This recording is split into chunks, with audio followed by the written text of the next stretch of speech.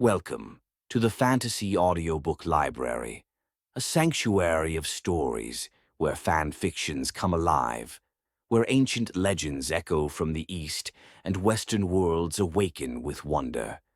Settle in. Your journey begins now. Warhammer. Starting as a planetary governor. Chapter 1. Oh no, I'm a follower of Slanesh. Impossible, absolutely impossible. On the lush green plains, a handsome man with black hair and black eyes, and fair skin, shouted loudly. His name was Eden, a young wage slave from the 21st century. Last night, he stayed up late playing Warhammer, felt a sharp pain in his heart, passed out, and when he opened his eyes again, he found himself in this strange place. This isn't a transmigration, it's a dream. Eden was sure of it because he was surrounded by beautiful women.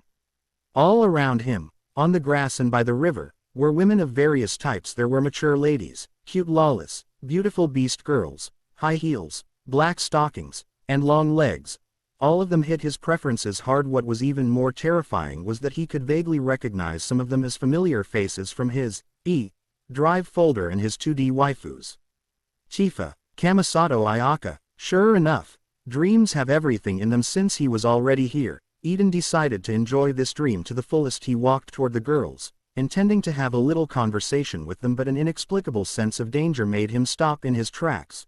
Something feels off, like I'm forgetting something.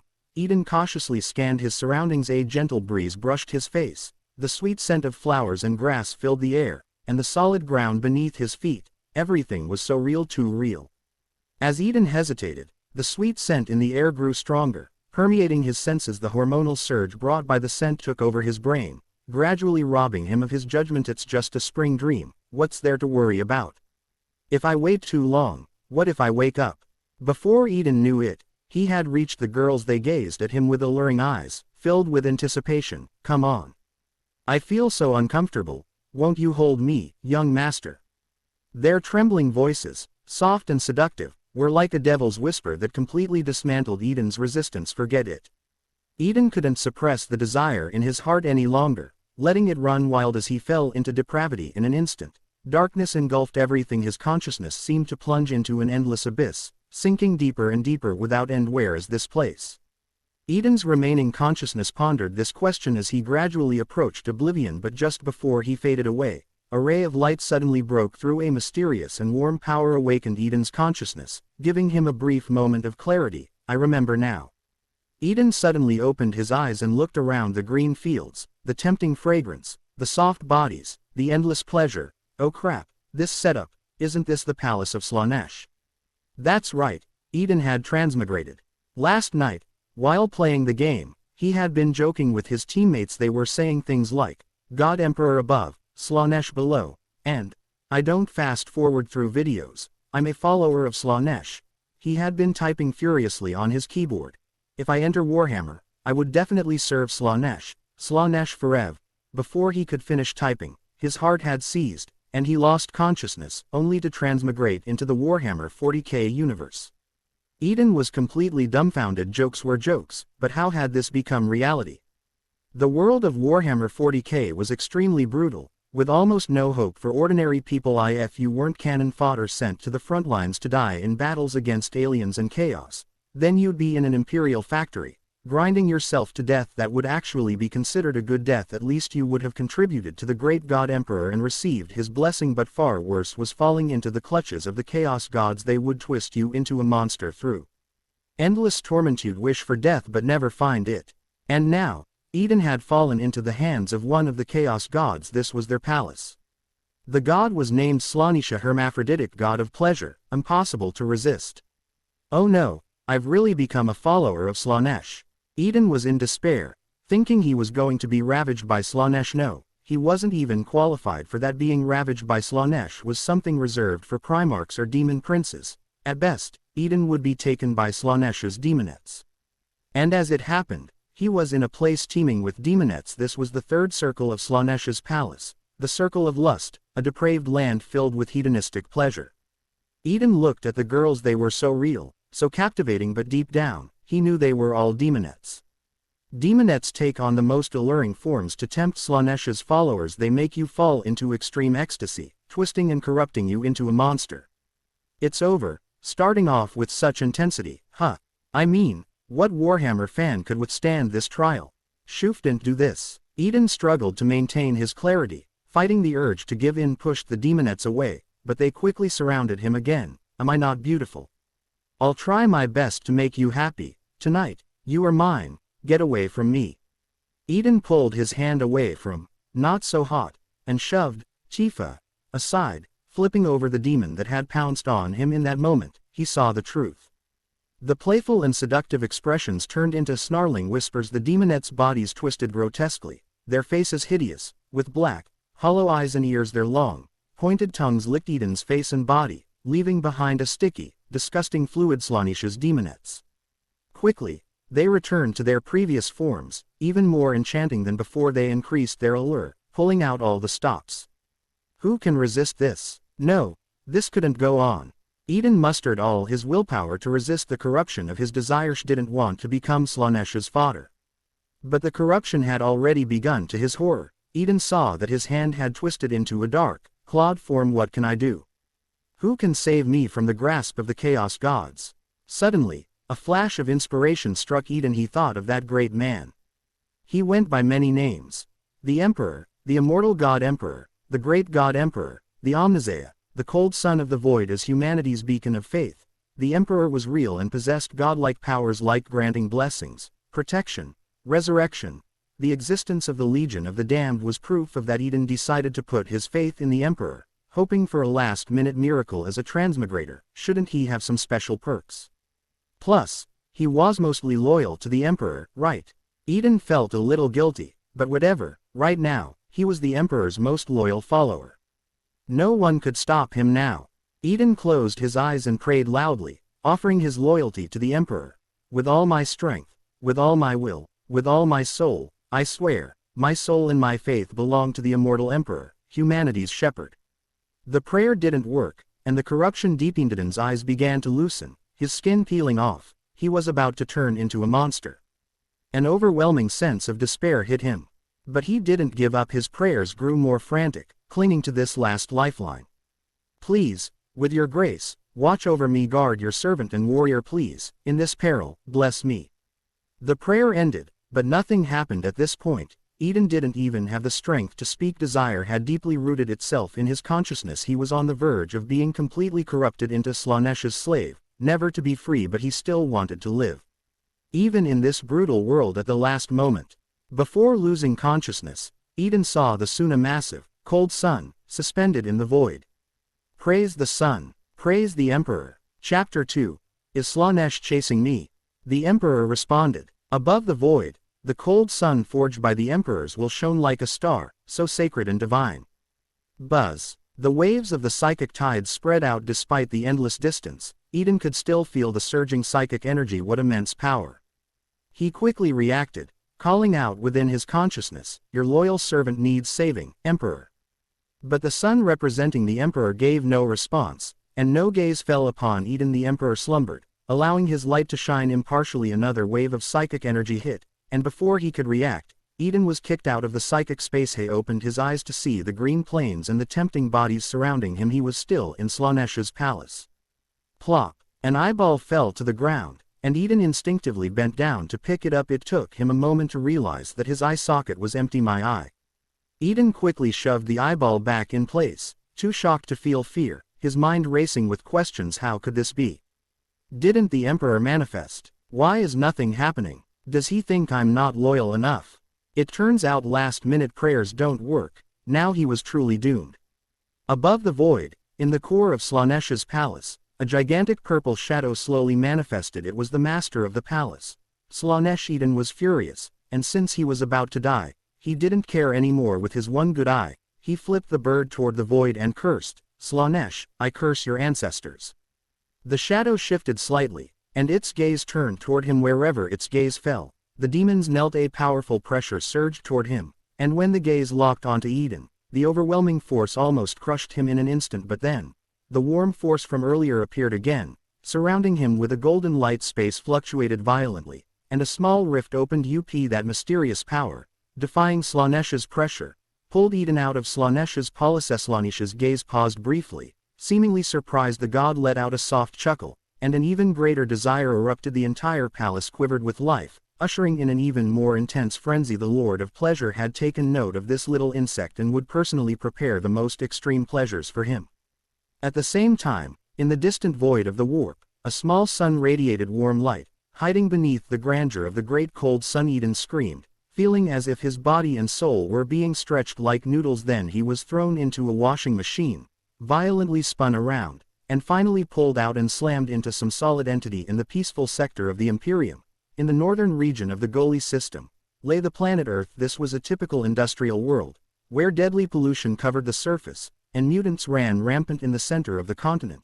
The hive city of Grant towered above the land, a mountain of metal housing tens of billions of people. Every breath of air and every drop of water inside the hive city had been recycled millions of times. People survived on corpse starch and worked day and night, praying for the Emperor's blessing. Life here was harsh, except for those at the very top. They enjoyed sunlight, fresh air, and water, controlling everything on the planet. The most powerful among them was the planetary governor, who held absolute authority, with the power of life and death.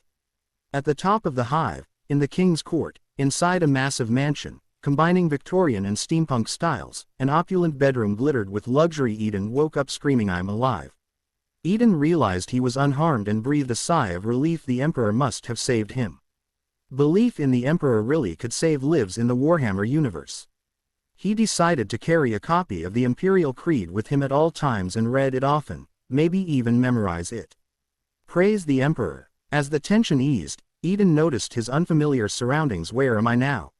Shattered fragments of memories rushed into his consciousness, forcefully entering his mind. After absorbing the memory fragments, Eden finally understood the whole story. It was quite complicated. The planetary governor of Earth, Eden Grant, had indulged in excessive drinking and pleasures, engaging in inappropriate activities with a maid in his bedroom. Playing too recklessly, he had fallen victim to chaos, corruption, and was dragged into Slanesh's palace, where his already weakened body perished. In Eden's soul happened to transmigrate into the body of the deceased Eden Grant, which led to the thrilling and terrifying scenes he had just experienced. Luckily, the Emperor's blessing had saved him. Eden had inherited both Grant's body and memories now. He had the signature black hair of the Grant family, with deep eyes and a pale face that looked a bit stern. Overall, he appeared somewhat frail, but on the whole, he had become more handsome. The only trouble was that the memories he inherited were incomplete. Many parts were missing or hazy, as though shrouded in mist. But regardless, Eden was now the planetary governor of the Imperium and the ruler of Earth.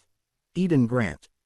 This was misfortune mixed with a little luck. The night was deep, and the faint red moonlight filtered through the stained glass windows of the balcony, casting a soft glow into the room. Suddenly, Eden remembered something. Wasn't he just doing something inappropriate with the maid? "Where's the maid? My dear, are you looking for me?" A disturbing sound, like bones grinding together, came from the darkness. What the hell is that noise? Eden immediately became alert. "Did you forget about me?" A woman was facing the wall, her body shaking with sobs. Before Eden could react, her head spun 180 degrees to stare directly at him. It was the horrifying head of a Slanesh demonette, with hollow eye sockets and sharp teeth, and a long, dripping tongue. Oh crap. Is it chasing me here? Can't get rid of it, huh? Why aren't you saying anything? Don't you think I'm beautiful? The demonette's body twisted and emerged from the shadows, bathed in moonlight, its deformed figure covered in spikes. The black maid uniform she wore was tattered. There was no doubt. This was the maid, now fully corrupted into a monster. "Couldn't wait for me, could you, my dear?" The demonette swayed her hips as she approached the bed seductively, but the grotesque scene only made her more terrifying. She climbed onto the bed, staring down at Eden. "Let's have some fun. I'm not feeling great today, how about another time?" Eden forced a stiff smile. Trying not to provoke her using his memory, he discreetly pressed the alarm button beside the bed. But the demonette's long, pointed tongue slid across Eden's face. "I can't wait any longer." "To hell with you." Eden kicked the demonette off him and, remembering where it was hidden, pulled a miniature pistol from a secret compartment, aiming it at her and pulling the trigger. Bang. A puff of smoke erupted from the gun as the bullet hit the demonette's chest, causing her to fall backward. Was it over? Ouch. The demonette stood up again, staring at Eden with a raspy voice. "But I like it. Hit me again." An SM-loving demonette. "Well, I do enjoy helping others." Eden pulled the trigger again, but no bullet came out. "What's going on? Has the machine spirit displeased me?" He glanced at the ivory and gem-encrusted pistol in his hand and silently cursed Eden Grant's ancestors. What kind of idiot uses a single-shot, black powder antique pistol for self-defense? If you wanted protection, you should at least have a lasgun or a melta. Eden threw the gun at the demonet and took the chance to flee the bed, but his body, weakened from indulgence, was too frail. After only a few steps, he collapsed to the ground, struggling to get up. He saw the demonet charging toward him with a hideous face. Chapter 3. The Awakening of Psychic Powers. Enjoy the pleasure. The demonet's claws slowly tore Eden's clothes, leaving thin, bloody scratches one after another. She was toying with her prey, wanting him to die in extreme fear and torment. For followers of Slanesh, slaughter is also a form of pleasure. Slanesh's followers loved to host group orgies at gatherings, sharing the ultimate pleasures, but these often devolved into mutual slaughter. When the hive enforcers arrived, they often couldn't find a single intact corpse, and sometimes bodies were even fused together. They would tear the flesh off each other and swallow it in the ecstasy of their perverse rituals. Eden knew that if nothing unexpected happened, the demonet in front of him would eviscerate and torture him to death. But he still had a chance. He had already called for help. All he needed to do was buy time. Eden gritted his teeth and began to inch his way toward the bedroom door. The demonet didn't mind, patiently leaving more and more scratches on his body, his blood dragging long trails across the floor. Warhammer 40K is too hard. Even being a planetary governor isn't safe. Eden clenched his teeth and kept moving. His chances of survival were growing. As long as he could hold on until the guards arrived, he might make it. Finally, he reached the door and stretched out his hand to push it open, but all he felt was a cold wall, an illusion. Eden turned back to see the demonet blocking the way, a mocking expression in her hollow eye sockets. She was laughing at him. The illusion she had cast had led him into a dead end, and even if the guards arrived, his chances of survival were slim. You can die now. The demonet had clearly had enough fun. She licked her claws and struck down viciously. The claws slashed through the air, too fast for Eden to see clearly with the naked eye, and he didn't even have time to raise his hand in defense. This strike would cut him in half. Suddenly, Eden felt time slow down. The demonet's claws became clearer in his vision, and he could even see the fine hairs on the arm. Am I really going to die right after escaping? Eden refused to accept this. He twisted his body, trying to avoid the vital areas. As long as he could keep breathing, there would still be a chance. With his strong will to survive, that familiar power from deep within his soul exploded once again. Power surged forth instantly, and time seemed to freeze. The demonet's claws hovered in midair, unable to move. At some point, a thin layer of frost had also formed on the ground. Eden's eyes crackled with golden lightning, arcs of electricity surrounding his body, occasionally striking the ground. Finally, the power has arrived. I knew it. There's no way I could survive in Warhammer 40K without a cheat.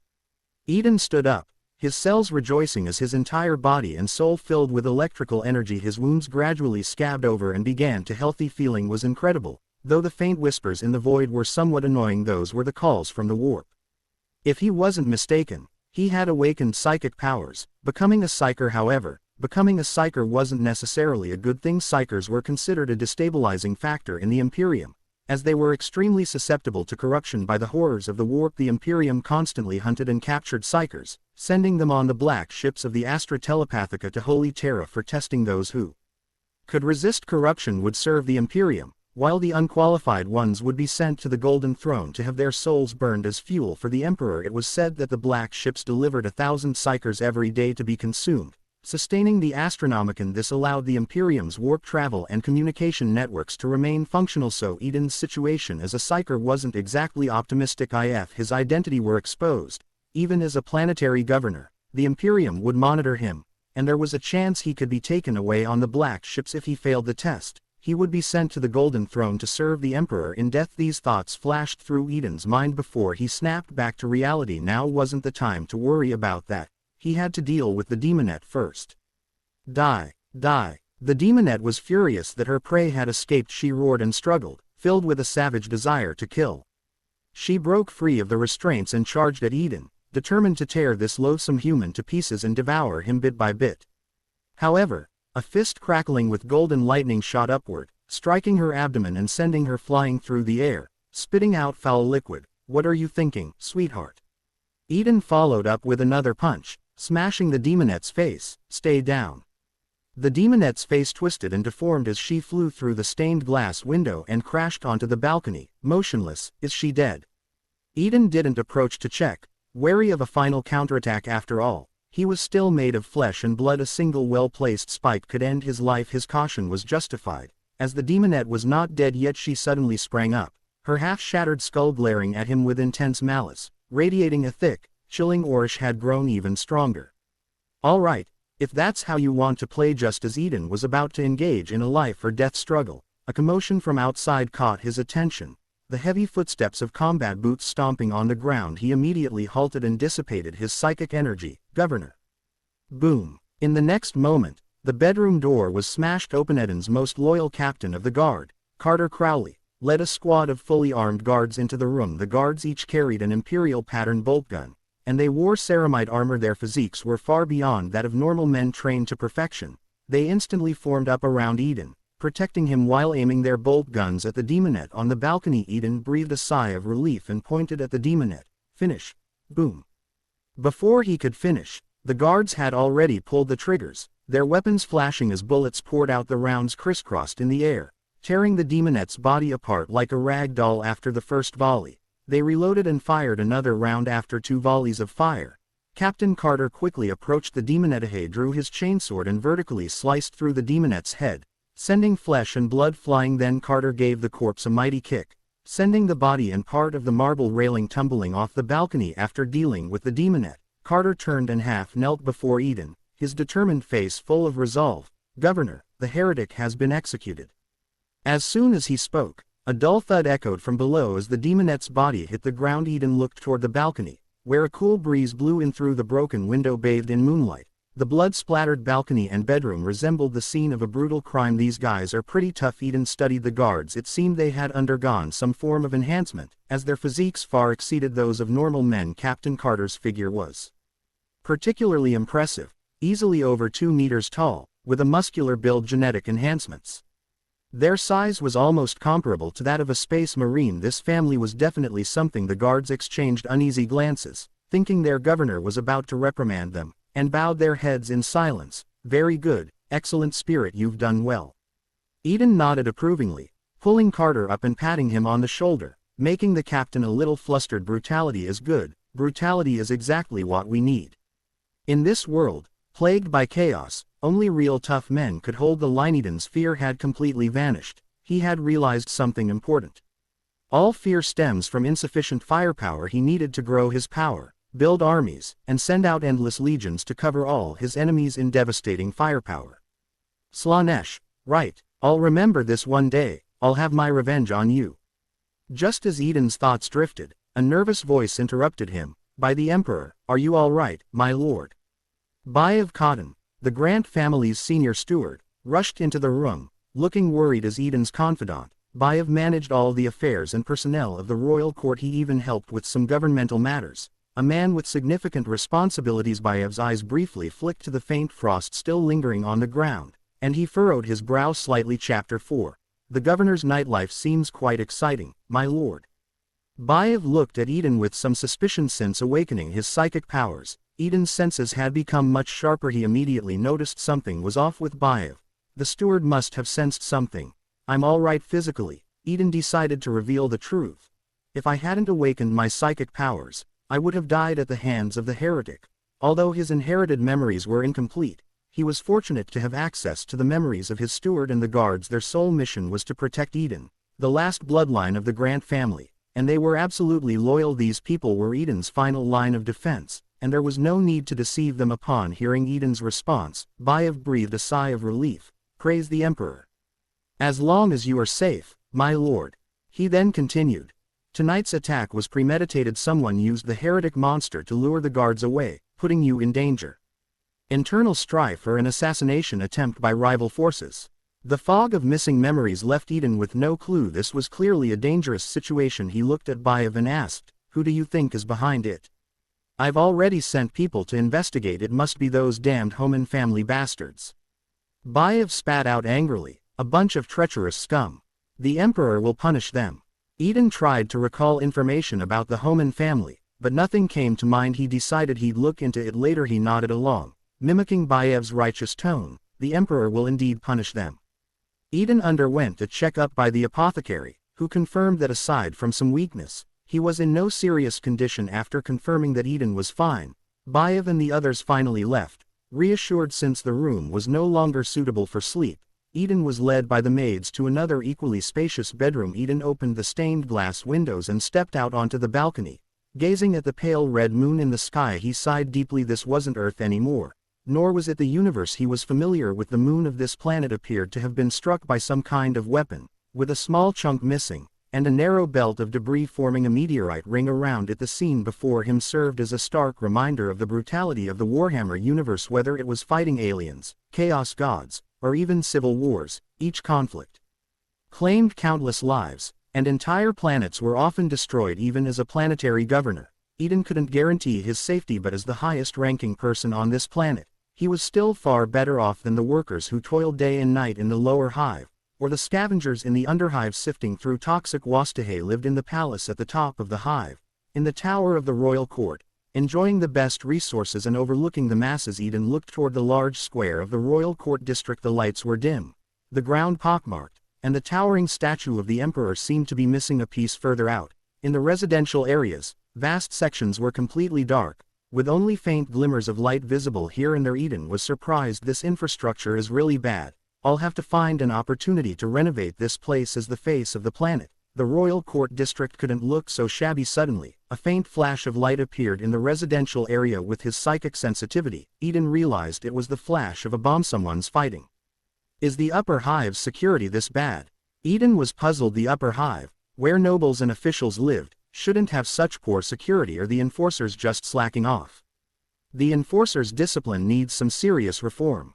Since Eden had inherited everything from Eden Grant, his fate was now tied to this planet. He had to maintain and develop it well. At the very least, he needed to strengthen the upper hive's security and maintain order, so chaos cultists or heretics wouldn't one day storm the royal court and take him out. Eden felt that something was off, but he couldn't pinpoint what it was. Was it the missing memories causing his discomfort? As he pondered, Eden felt the strange presence in the warp calling to him more strongly. At the same time, an overwhelming sense of exhaustion washed over him. It was clear he needed rest. Being mentally drained made one more vulnerable to chaos corruption. Eden turned and walked back into the bedroom, where the head maid, Linda, had already led the maids in tidying the room. These maids, all clad in black stockings, had been handpicked and trained by the Grant family from a young age. Both their figures and appearances were top-notch. They stood in a neat line and bowed to Eden. "My lord, everything is ready for you to rest. Good work." Eden nodded and waved them off, intending to let them leave, but to his surprise, the maids' eyes gleamed as they rushed forward, stripping him down and wiping his body with warm, soft towels. Is this part of the process too? Eden didn't quite understand, but he dared not resist, lest they notice something strange. Damn these otherworldly rulers. The maids looked at Eden with eyes full of longing, their hands roaming over his body, testing his resolve. The situation was almost out of control, but fortunately, Eden was no ordinary man. Having survived the palace of Slanesh, this was nothing he couldn't handle. After they helped him into his pajamas, Eden finally breathed a sigh of relief. For some reason, he felt the maids were a bit too enthusiastic. Linda, the head maid, gazed at Eden, her heart racing and legs pressing together. "My lord, you seem different, so much more attractive."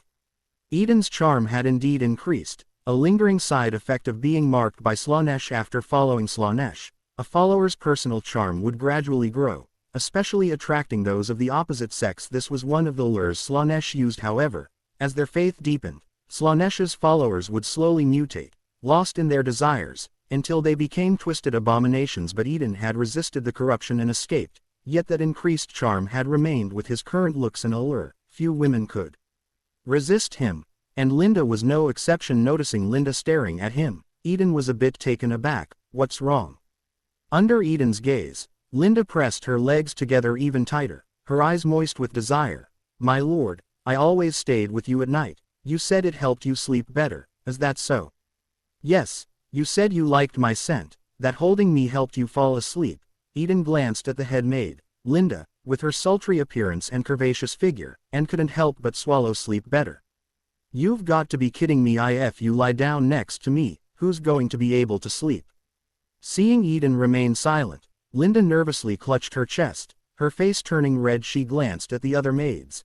If you feel it's not enough, you can have everyone join in. The maids nearby blushed and stared at Eden with wide, watery eyes. Is the governor's nightlife really this exciting? Eden Grant sure knew how to have fun, no wonder he ended up in Slanesh's palace. But I'm not Eden Grant, I'm an honorable man. Besides, having just escaped Slanesh's palace, there was no way Eden dared to mess around. Go, all of you, out. Eden ordered firmly. Yes, my lord.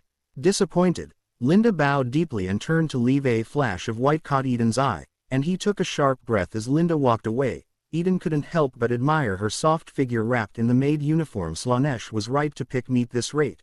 I'll have to return to that palace one day. As night deepened, Eden lay down and quickly fell into a deep sleep. Suddenly, his consciousness was forcefully pulled by something, and when he regained awareness, he found himself in the warp once again. Once more, he saw the massive, cold sun in the endless void. This is strange as the Emperor sending me a dream.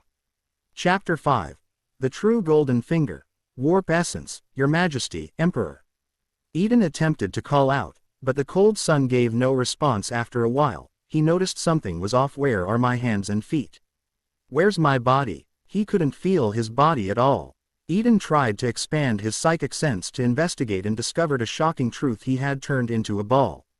To be precise, he had become a small sun made of psychic energy. At this moment, he was hidden beneath the radiance of the Emperor's great cold sun, slowly emitting warmth, bringing a faint glimmer of heat to the cold warp. A massive influx of psychic information flooded Eden's mind. After absorbing all of the information, he finally understood what the small sun was and took full control of it. This small sun-like psychic sphere was his warp essence, something that the powerful beings of the Warhammer universe desperately sought after. In simple terms, warp essence is the projection of a living being into the warp.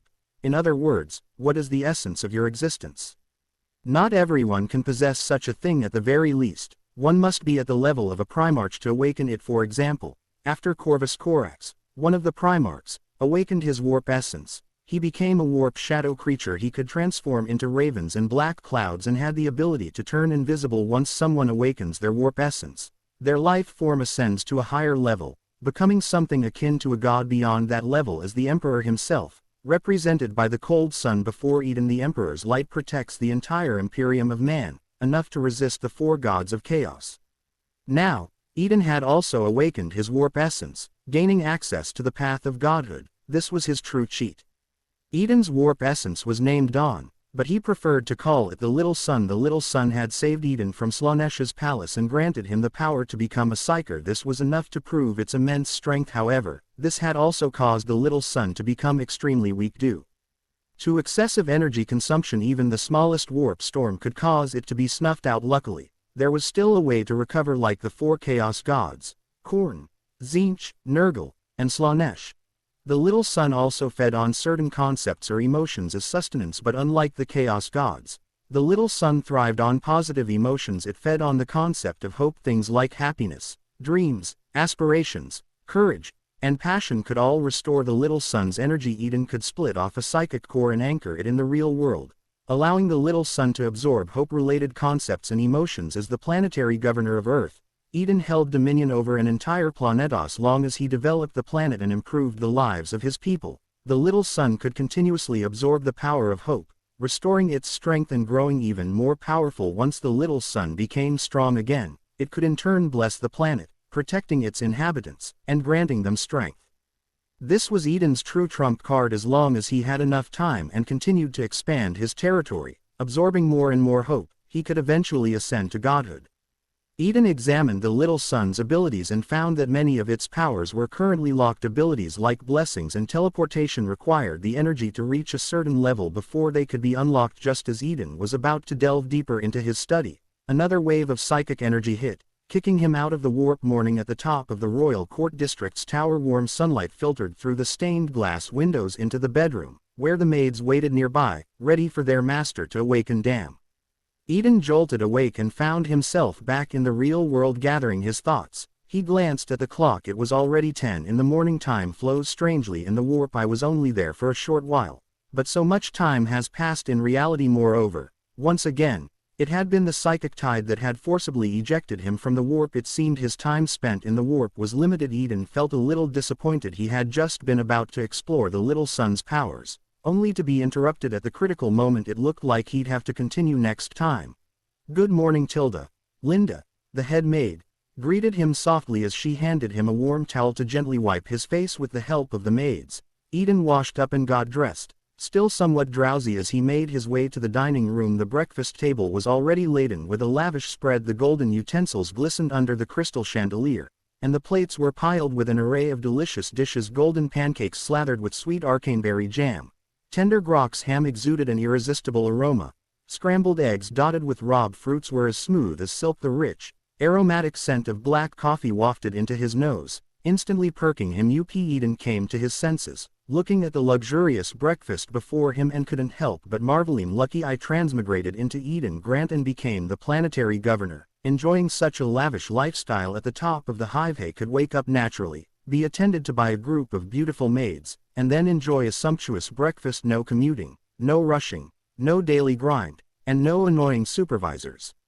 A working man's tears. If Eden had transmigrated into the lower hive, he would probably already be toiling away in a factory, screwing bolts until his hands smoked, waiting for noon to eat a small block of corpse starch lunch breaks.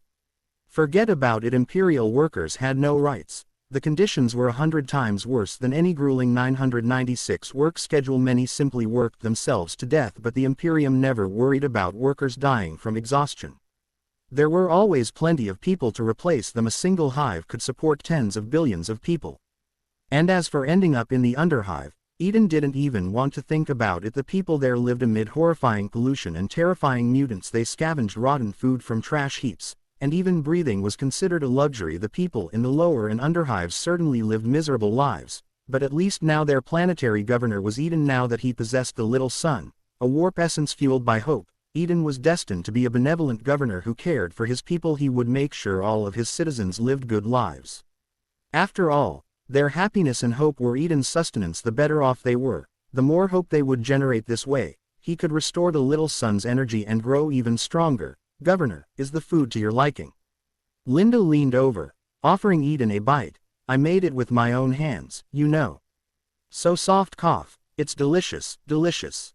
Eden nodded hurriedly as he ate, though his attention was somewhat distracted by certain jumping distractions. After finishing breakfast, Eden reclined in his chair, contemplating how best to manage his planet. At this point, he knew almost nothing about the state of Earth, and even Eden Grant hadn't been involved in the actual governance of the planet. The royal court employed hundreds of thousands of administrative personnel to manage the planet's complex affairs, but Eden had hardly met any of them. All of these matters had been handled by Bayev's administrative team. This was the way most planetary governors operated.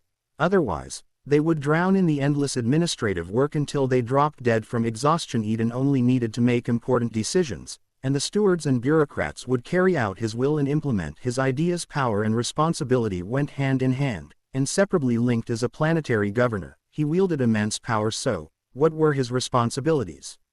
What was his most important duty? Chapter 6. The Imperial tithe. What is the most important duty of a planetary governor? When asked this question, every planetary governor has only one standard answer, that is to pay taxes to the Imperium.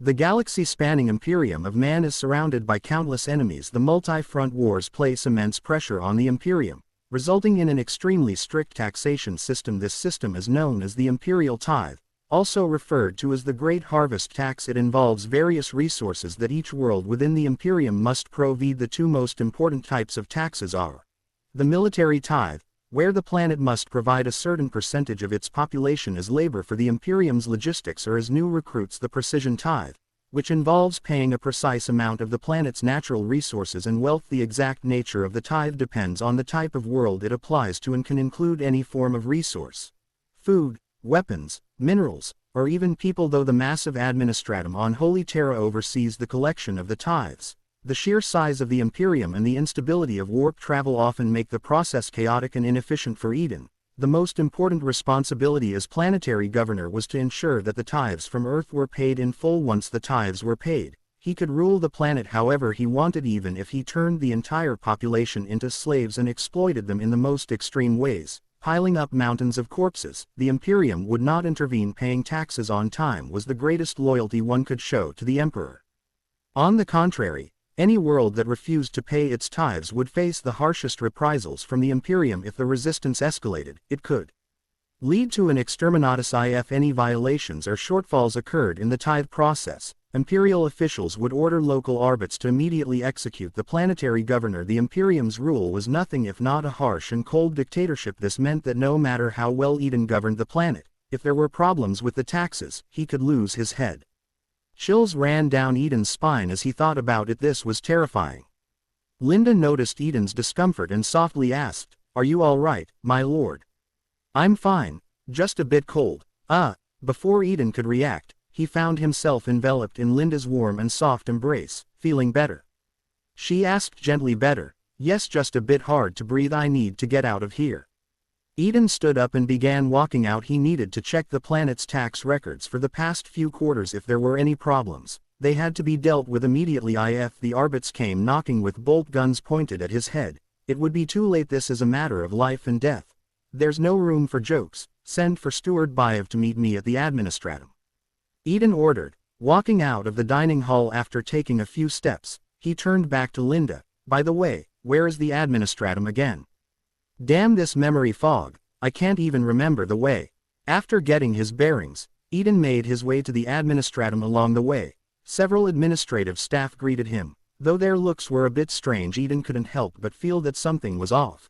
The administratum seemed different from what he remembered. Many departments were missing, and the place felt much emptier. Something must have happened. Eden thought about asking someone but decided against it. He'd figure it out later. For now, the priority is checking the taxes. The administratum archive. The entire archive was nearly 6 meters high and the size of several football fields, with thousands of shelves crammed with paper documents. Eden sat at a wooden table, flipping through a thick report, feeling utterly hopeless. Piles of documents surrounded him, stacked so high they could bury a person if they fell over. "I'm losing it. This is just the tax records for this quarter. I'll never finish reading this in a year.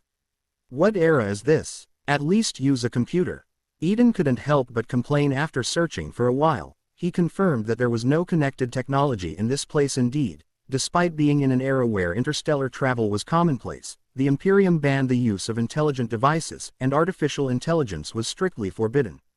Anyone daring to break this taboo and use AI would likely be declared a heretic and executed. Some might wonder, isn't the Imperium being absurd by banning this technology? "You're young, still too young." It could be said that every strange regulation in the Imperium had a bloody lesson behind it. The Imperium banned internet-connected intelligent devices because of the threat of warp-dwelling data demons that could corrupt these systems, altering crucial data during wartime. Such corrupted data caused severe accidents that cost the Imperium dearly. Only the tech priests of the Adeptus Mechanicus were allowed to use technology on a small scale, as they could counteract these data demons with sacred codes and sigils. As for AI, it was banned entirely due to the horrors of the Men of Iron Rebellion, a catastrophe where intelligent machines nearly wiped out humanity. Though humanity ultimately won the war, ensuring the survival of the species, they now referred to AI as abominable intelligence and completely banned its use. But humanity wasn't left without alternatives. Eden glanced at a corner of the room, where a motionless figure stood, a servitor, its body full of wires and mechanical limbs. Servitors were the Imperium's replacement for AI, typically made from criminals or vat-grown bodies. After simple surgical modifications and brain programming,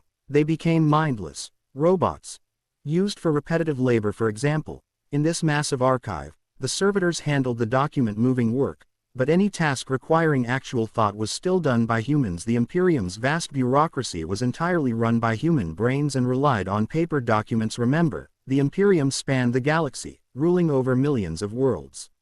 This led to the existence of a bloated administrative system with countless personnel. On Holy Terra alone, there were tens of billions of people, with a significant portion employed as bureaucrats, managing the affairs of millions of planets. Their inefficiency and disorganization were staggering. A single administrative order could take decades to reach a specific planet. By that time, the planet might have been invaded by chaos demons a century earlier, and its entire population wiped out. Even more absurdly, there were still departments within the Imperium calculating supplies for battles that had ended over 100 years ago. Whether intentionally or by accident, no one could say so. The fact that the Imperium hadn't collapsed yet was quite impressive. Jokes aside, survival in this system was tough sometimes. Those bumbling bureaucrats made mistakes, like overestimating a planet's capacity or miscalculating the tithe data. And who paid for these mistakes? The planetary governors and their world's every calculation error led to tragedy. Excessive tithes far beyond a planet's capacity could plunge tens or even hundreds of billions of people into extreme suffering, even if the officials responsible were punished and turned into servitors, forced to atone for their sins for eternity. It was too late by then. Countless citizens would have already died in agony, and entire planets might become barren wastelands. Such was the brutal reality. Eden would have to first extract resources and population to pay the tithes, then consider how to develop the planet and improve the lives of its people to generate hope. But once all the resources and people were taken, how could he develop anything? And he couldn't simply refuse. If he did, the Arbits would send him to meet the Emperor and replace him with a new governor to continue collecting the tithes, because taxes must be paid. If the Imperium couldn't collect its taxes, it would fall apart, and all of humanity would face an even crueler fate, stuck in a catch-22. Being a planetary governor isn't easy. Eden sighed. It seemed that in the grim darkness of Warhammer 40k, generating the power of hope wouldn't be so simple. Surviving would be an achievement in itself. After searching for a while, Eden finally found the latest tax evaluation report for Earth. The moment he saw the report, his heart sank. By decree of the Administratum of Holy Terra, Earth's tax rating has been upgraded from second-class special to first-class supreme. Chapter 7. The brutal tax system. The Imperium's taxation system is divided into 4 tiers and 16 levels apart from the 4th tier, which grants special tax exemptions and only has 1 level. The other 3 tiers have 5 sub-levels: elementary, intermediate, superior, advanced, and elite. The tax levels from the 1st to the 3rd tier correspond to different world classifications. For example, civilized worlds, agri-worlds, hive worlds, feral worlds, and even low-tier death worlds, forge worlds, shrine worlds, and certain worlds granted special exemption don't have to pay taxes. Earth is a mineral-rich world, but in terms of development, it barely qualifies as a low-tier hive world, fitting within the 2nd-tier elite tax level. However, the Administratum had now elevated Earth's tax classification to 1st tier superior, a sudden leap of 3 levels, which was simply outrageous. This meant that Earth would need to send countless citizens to work night and day mining every last resource from the planet. Blood would flow, and people would perish, yet they'd barely scraped together enough to meet the tax demands. The Imperial tithe also included human resources for a 1st-tier superior tax classification. The population tithe would be immense. Eden would be required to give up at least 1/10 of the planet's population. With such a heavy tax burden, even if the planet didn't collapse immediately, it wouldn't be long before Earth's civilization would be on the brink of extinction, and that was assuming the tax could even be collected successfully. More likely, rebels would storm the palace, beheading Eden, the planetary governor. But even killing him wouldn't change anything. The taxes would still have to be paid, and the people of Earth wouldn't escape their grim fate unless he could somehow convince the Administratum on Holy Terra to reassess and lower the tax rate. This is just pushing people to their deaths. Looking around at the servitors endlessly working in the archive, Eden felt a chill run down his spine. There's no way we can pay these taxes. Eden pressed the call button on the desk, and soon, the elderly administrator, Old Mike, walked over, bowing respectfully. "Governor, what can I do for you?" "Send a formal petition to the Administratum on Holy Terra. Inform them that Earth cannot bear such an exorbitant tithe and urgently requests a reassessment of the tax rate." "Huh, you want to send a letter to Holy Terra? That's impossible. The Emperor above, it can't be done," Old Mike muttered nervously, his mind seeming a bit unhinged. "What's going on?" "We can't contact Holy Terra." Suppressing his anxiety, Eden softened his tone to seem as calm as possible. "Could you explain why we can't send a message to Holy Terra?" Old Mike looked terrified. Because the Emperor has abandoned us. We are sinners. This is the Emperor's forsaken land. He has abandoned his flock. The chaos monsters will kill us all." Seeing Old Mike grow more frantic and deranged, Eden nearly reached for his gun. Is this old man a heretic? If what Old Mike was saying was true, Earth might be in serious trouble. "Old Mike, stop spouting nonsense." Bayev entered the room, sharply rebuking Old Mike. Old Mike immediately quieted down, bowing his head to Bayev. "Steward." Bayev patted Old Mike on the shoulder, speaking gently. "Go take a rest. I'll handle the governor's instructions." "Oh, all right." Old Mike left the room, shoulders slumped in defeat. Bayev, watching him leave, turned to Eden and explained, "Old Mike lost his mind a few years ago and has been talking nonsense ever since.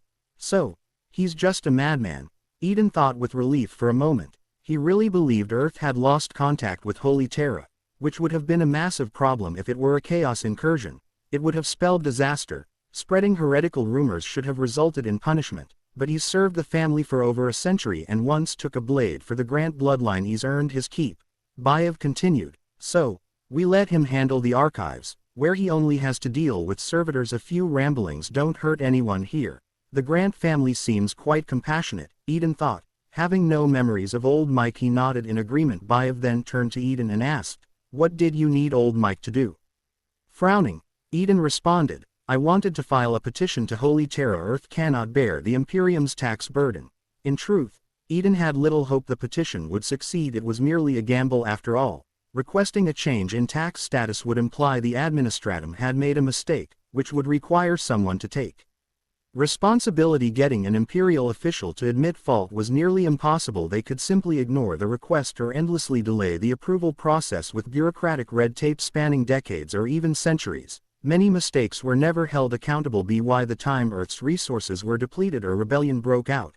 It would be too late. The planet would be wiped out naturally. The Imperium ruled over millions of planets, and its territory was constantly expanding at every moment. Worlds perished for one reason or another by the time news of Earth reached Holy Terra. Who knew how many years would have passed? Earth was just a lowly hive world, and if it were to be destroyed, the suffering and death of its billions of people would amount to little more than a footnote in the administratum's records. That record would likely be sealed away in some dusty file, never to be opened again. At that moment, Eden realized the weight of his position. The decisions he made could affect the fate of billions on this planet. The pressure was suffocating. What should I do? Governor, there's no need to file a petition, Bayev said confidently. We have to try something, Eden replied anxiously. At this rate, we won't even make this quarter's tax payment. Taxes. Bayev looked at Eden in surprise. You're referring to the tithe. Is there a problem? Have you forgotten something? Bayev's heart raced. Ever since yesterday, the governor had been acting strange, almost as if he were a different person. Seeing Bayev's reaction, Eden realized it must be a memory lapse causing him to act out of character. What exactly was he missing? He hesitated, debating whether to reveal part of the truth to ease Bayev's concerns. If they could openly communicate, it might help prevent any major errors caused by this memory fog. Governor. Bayev looked at Eden with concern, fearing that something was seriously wrong with the last of the Grant bloodline. Eden snapped out of his thoughts and decided to be somewhat honest. It wouldn't help to keep dragging this out. I have forgotten a few things, Eden said, pointing to his head. It's probably a side effect of my psychic awakening. Awakening as a psyker was incredibly dangerous. It meant communication with the warp, often leading to terrible consequences. These consequences could range from psychic instability, resulting in violent outbursts, to outright corruption into a monstrous entity. Losing a few memories was actually a fortunate outcome. Memory loss. Bayev scrutinized Eden nervously. After a long pause, he finally relaxed and suggested, "This is no small matter. We should ask Bishop Donnie to take a look at you." "No problem," Eden nodded, steering the conversation back to the main issue. "But for now, let's focus on the taxes. What's going on?"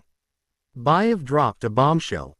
"Actually, you don't need to worry about the taxes anymore. We're no longer required to pay them." "What?" Chapter 8. Bad news, we've lost contact with the Imperium. Why?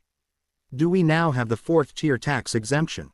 Eden couldn't believe it. Only planets or regimes that had made significant contributions to the Imperium were granted tax exemptions. Earth was just a low-tier hive world. How could it qualify for a tax exemption? By the Emperor's grace, it seems you've truly forgotten a lot, Bayev said, his expression heavy. This all started 5 years ago. He pointed to the evaluation report on the desk. 5 years ago, the administratum of Holy Terra raised Earth's tax classification. As Bayev continued to explain, Eden finally learned what had happened back then. It was the story of Eden's father. The previous planetary governor of Earth. Earth was a typical mining planet, with a highly developed mining industry under Governor Grant's rule. Mineral resources were being extracted in an orderly manner. After paying the Imperial tithe, there was still a surplus compared to other planetary governors who were extravagant, violent, or incompetent. Grant was at least somewhat benevolent. He cared about his people's lives under his leadership. The planet prospered. The citizens of Earth didn't have to work themselves to death in the mines, nor did they worry about starvation occasionally. They could even enjoy bread mixed with sawdust. In this harsh universe, That was practically a life of luxury. This peace lasted until officials from the Administratum of Holy Terra arrived. They evaluated Earth and determined the planet had more tax potential than previously realized. They miscalculated Earth's capacity and abruptly raised its tax classification by 3 levels. Governor Grant desperately filed appeals, but they vanished into the void without any response as the tax deadline loomed. After repeated warnings, Grant had no choice but to order an all-out effort to extract resources. However, the reckless mining caused massive environmental damage, frequent mining accidents, and the deaths of millions of citizens. Wasn't there another way? Even though Eden knew the outcome, he couldn't help but ask, "Are you suggesting rebellion?" Baev shook his head. That would be unwise and pointless. Rebellion is treason against the Imperium. Earth would become a battleground, and the people would shed their last drop of blood in their homeland. No one can defy the Emperor's orders. The Imperium has thousands of massive fleets, trillions of soldiers, and the powerful space marines. A single fleet or even a small squad of space marines could easily destroy Earth. Failing to pay the tithe carries grave consequences. The tithe is a sign of loyalty to the Emperor, the greatest obligation of every Imperial citizen. It applies to everyone. No one can refuse it. Baev sighed. Your father understood this all too well, but his heart wasn't ruthless enough. As a result, he failed to gather enough resources, and the tithe was delayed. Your father begged the Administratum for more time, but those damned officials only cared about taxes. They paid no heed to Earth's suffering. They believed Earth was resisting the tithe and sent in a team from the Adeptus Arbits to investigate. Eden felt his heart tighten. The involvement of the Arbits meant things had escalated. What was the result of the investigation? The Arbits team was attacked by Chaos heretics. The Arbiter himself was lightly injured, but one female investigator was killed. It was an accident. Eden side investigators were attacked the moment they arrived. Who would believe that was an accident? Baev seemed to understand Eden's thoughts and continued. As you suspected, the Arbiter didn't believe it was an accident. He was furious and reported the matter to the Inquisition, claiming that Chaos had corrupted Earth and that a full-scale purge was needed.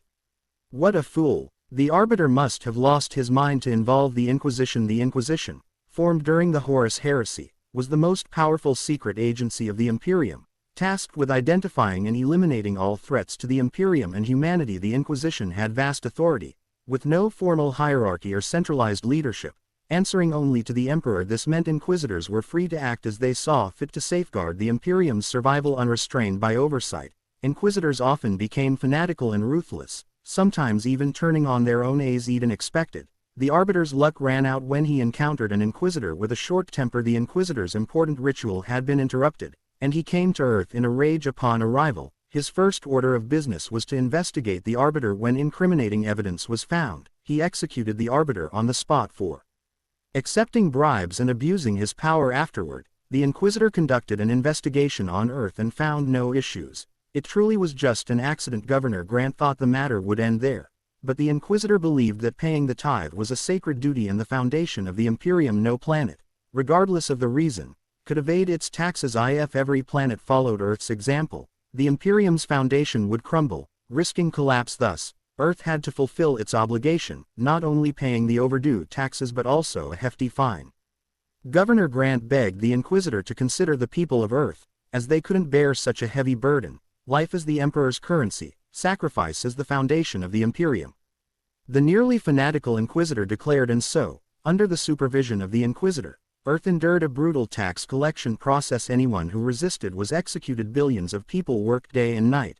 Tens of billions died in the mines, and countless others were conscripted into the Astra Militarum to fight on the front lines against Xenos. By the end of the process, Earth had lost half its population, and the planet's surface was ravaged, littered with deadly pollution. After such sacrifices, the people of Earth finally gathered the taxes demanded by the Inquisitor. Baev's eyes filled with tears as he spoke. Those taxes were paid with Earth's blood and tears. When the Inquisitor left, Governor Grant begged him to appeal to the Administratum. He explained that Earth couldn't bear such heavy taxes. He hoped the Inquisitor would report Earth's true situation to Holy Terra, so they could reassess the tax classification and lower it. Did he agree? Baev's eyes turned red as he spoke. He chopped off Governor Grant's head, splattering us all with blood. He declared that Governor Grant was a heretic, claiming he smelled the stench of chaos. But Governor Grant was so kind, how could he have been a heretic? Eden clenched his fists. What was that Inquisitor's name? It doesn't matter. He's dead, what? Eden was stunned. Inquisitors were powerful enough to battle chaos, Xenos, and any potential threat, even capable of taking on chaos demons. How could one have died so easily? Bayev answered Eden's unspoken question. It wasn't us who killed him.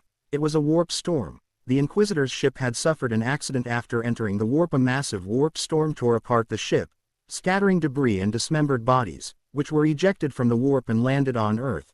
Half of the Inquisitor's body was gone, but he was still alive. He ordered us to save him.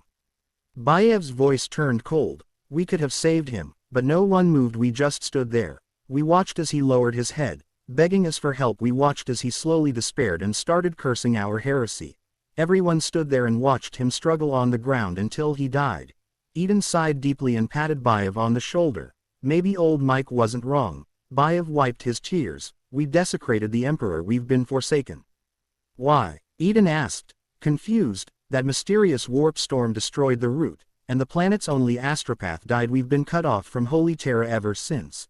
Astropaths were vital intermediaries for Imperial worlds to communicate with Holy Terra, and normally, warp storms didn't tame a warp storm strong enough to kill an astropath. Eden jumped up. Could it be the Great Rift? Chapter 9. Has the Hive fallen? Eden finally understood which point in time he was in, the end of the 41st millennium. The Great Rift. This was the greatest crisis the Imperium had faced since Warmaster Horus' heresy. A massive warp storm had torn reality apart, creating the Great Rift. The chaotic energies unleashed by this rift caused one astronomicon after another to extinguish, leaving no protection for the Imperium. The moment the astronomicon lights went out, disaster struck. Countless ships were torn apart in the void, and innumerable worlds were left exposed, isolated, and consumed by the darkness. Chaos rampaged, and planets fell. Cries for help, screams of despair, and final pleas flooded the minds of astropaths, overwhelming them. The overwhelming torrent of information drove the astropaths insane, some even to death. The Imperium was crippled, and the end of days spread. Enemies from the darkness launched attacks on the Imperium from the distant borders of the Pacificus sector to the storm-ravaged Charadan sector. Worlds were being destroyed, and trillions of Imperial citizens died in despair. By the time the Astronomicon was reignited, the massive rift had fully formed, dividing the Imperium into two. Half of the Imperium's domain was shrouded in darkness. Those worlds trapped in darkness were referred to as the Imperium Nihilus. They had lost contact with Holy Terra, were unable to request aid from the Imperium, and were left to struggle on their own or perish in the void. But all hope wasn't lost for these worlds. If they could hold out long enough for Lord Commander Rabute Gilliman and his Indomitus crusade to arrive, they would have a chance to return to the light. If Eden wasn't mistaken, Earth was currently situated within the Imperium Nihilus. Without the protection of the Emperor or the Imperial forces, Earth was as vulnerable as a lamb, in extreme danger. The planetary defense forces of Earth were virtually useless. They might be able to suppress internal rebellions, but to fight Xenos or chaos, they would just be scrubs, cannon fodder among cannon fodder. If Xenos or chaos launched a significant invasion, Earth's only fate would be annihilation. However, Eden found some relief in the fact that Earth had lost contact with the Imperium. This meant that Earth no longer had to bear the burden of the oppressive Imperial tithe, effectively giving it a chance to survive. And as the highest ruler of the planet, Eden could act as he pleased without any interference from the Imperium with his little son. As long as he had enough time and a proper strategy, he was confident he could protect the planet. Of course, that was only if they weren't unlucky enough to catch the attention of a large force of Xenos or chaos. In that case, it would be game over. What Great Rift? Bayev seemed confused. Nothing. Eden shook his head. He didn't want to reveal this matter to anyone. It was hard to explain and far too terrifying. It would only incite more fear. Eden's mood lightened a bit, and he tossed the documents aside. There was no need to keep reading. What was the point of paying taxes if they weren't even connected to the Imperium anymore? Make arrangements. I want to inspect the lower hive, Eden ordered. He planned to place the psychic core of the little sun in the lower hive to link it to the real world and start absorbing hope energy here. It's worth mentioning the structure of a hive city. A hive city is a massive metallic structure that spans continents, housing tens or even hundreds of billions of residents. Hive cities are typically divided into 4 layers: the underhive, lower hive, upper hive, and the spire. The underhive is located at the very bottom, riddled with pollution, reactors, and decaying structures. Mutants roam freely, making it virtually uninhabitable. It's a haven for the poorest, the dregs of society, and various criminals, outcasts, and mutants no sane person would willingly enter the Underhive, so it exists beyond the reach of planetary governance, where only violence and death reign. The lower hive, located above the Underhive, is the industrial zone. Various industrial sectors are established here, housing tens of billions of workers. Making up the majority of the hive's population, the workers in the lower hive toil day and night, producing food, electricity, and basic supplies to barely sustain themselves. The upper hive is where the nobles and officials reside, enjoying free electricity and the resources provided by the lower hive. As for the spire, it's the domain of the planetary governor, who controls everything on the planet. In Eden's view, placing the psychic core in the lower hive offered the best return on investment. Workers were the easiest to generate hope from. Just slightly improving their living conditions could yield a massive amount of hope energy. With confidence surging, Eden believed he had a stellar starting hand. He was ready to lead Earth to success with his little son. Unfortunately, reality was cruel. Baev shook his head. You can't go. The lower hive has fallen, Eden.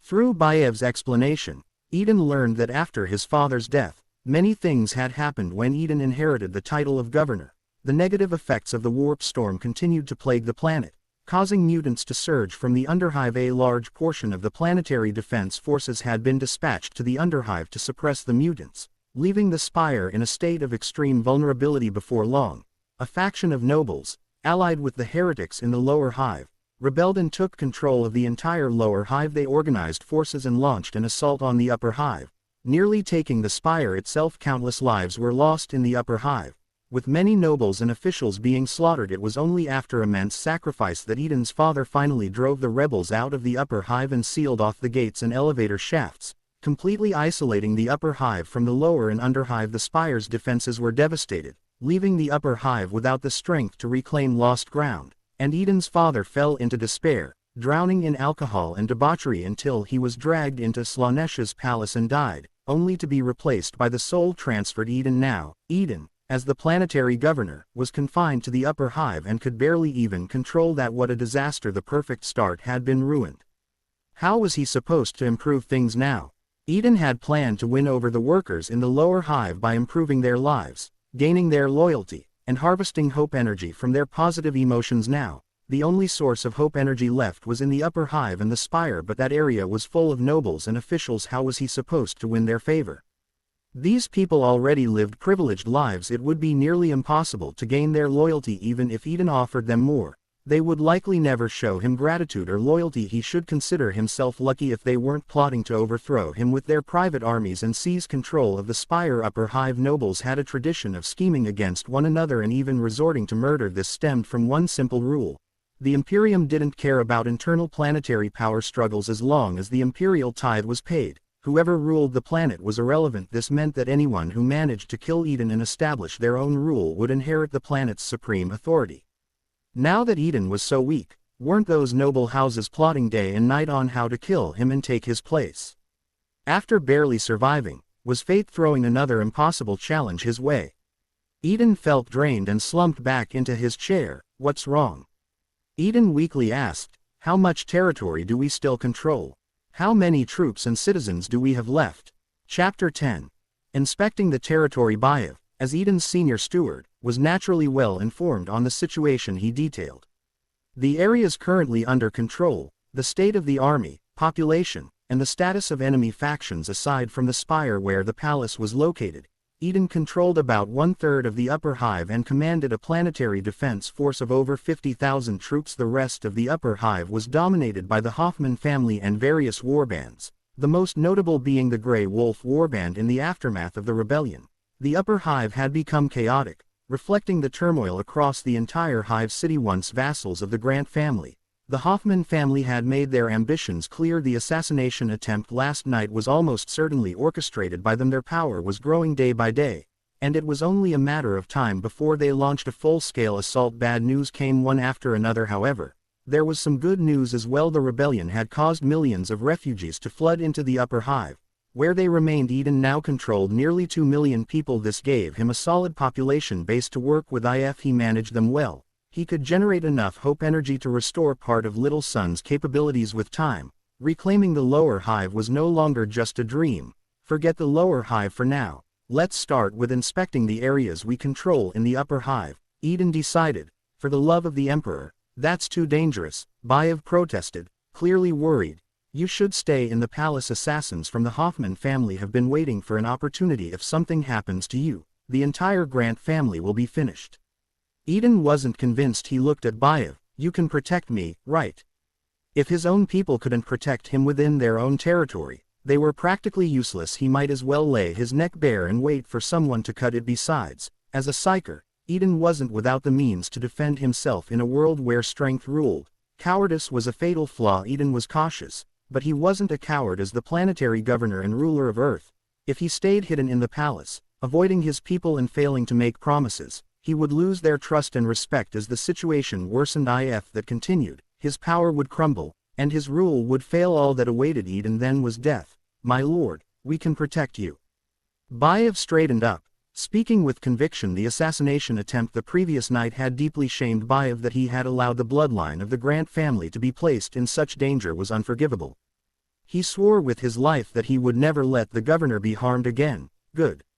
Eden's tone left no room for doubt. It's decided then. After making arrangements, Eden followed Bayev out of the palace escorted by Carter and his squad of elite guards. They boarded a hovercar and drove out of the spire. It was only then that Eden truly saw the state of the palace district. Everywhere were the scars of war, with craters and wreckage scattered about. Luxurious buildings and finely crafted statues, many over 1,000 years old, were now broken and dilapidated. Given such a catastrophe, the palace district had barely held itself together.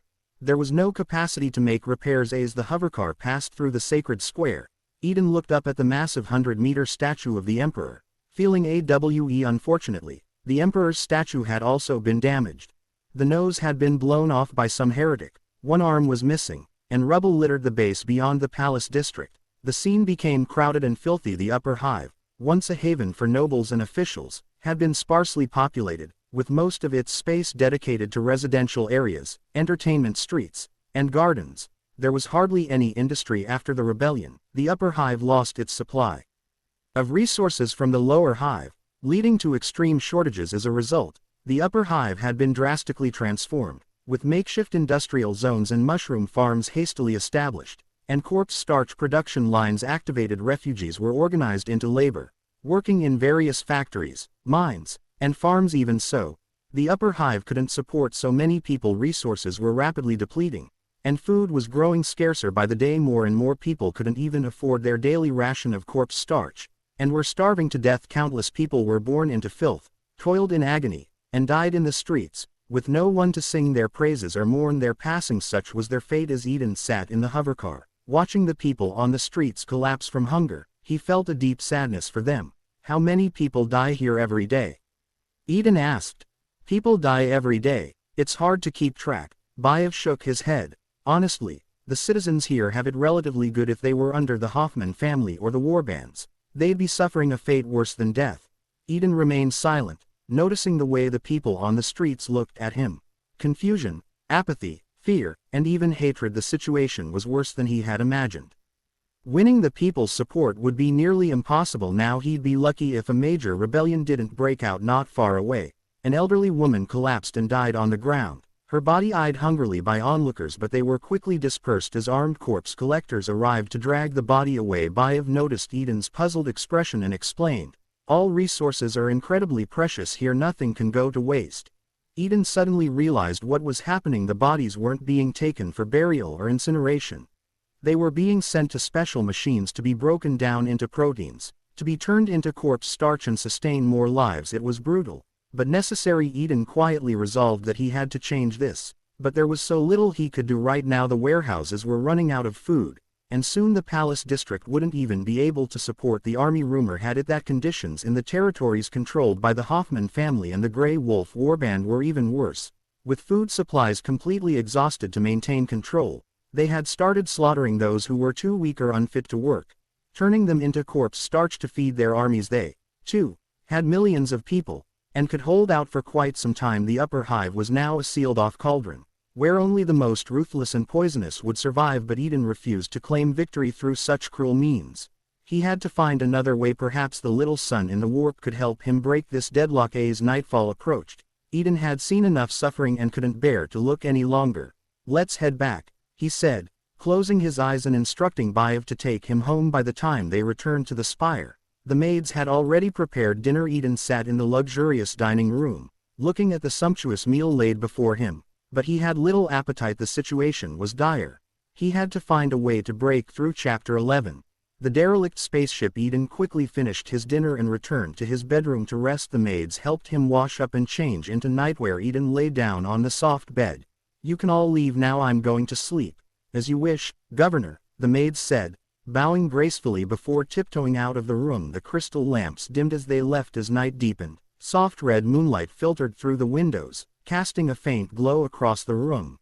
"I still can't get used to that red moon," Eden mumbled, his eyes open after seeing the familiar moon of his home world. The red moon here seemed especially eerie, but he wasn't having trouble sleeping. There was something more important he needed to do. Odin activated his psychic power, focusing on the whispering voices coming from the warp. He intended to replicate the events of the previous night, to re-enter the warp and seek out Little Sun. This was extremely dangerous, as it exposed him to the corrupting influences of the warp and its terrifying entities. But Eden had no choice. He needed to study and harness the power of Little Sun to find a solution to the current crisis. After all, this was his greatest trump card. The whispers in the warp grew sharper, with many strange beings calling out to him. The tugging sensation became more intense. "Which one is it?"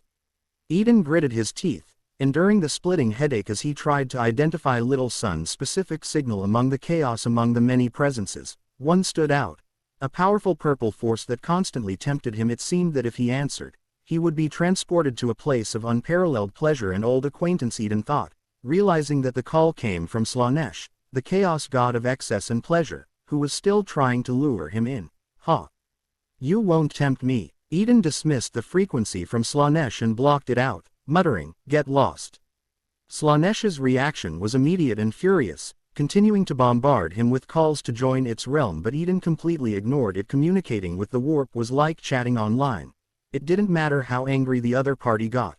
There was little they could actually do. "Slanesh wouldn't send a demon to get me, right?" Eden suddenly grew nervous. If Slanesh tracked him down and sent a demon to capture him in the real world, he would be doomed. "There are hundreds of millions of planets in the Imperium. No way they'd find me that easily."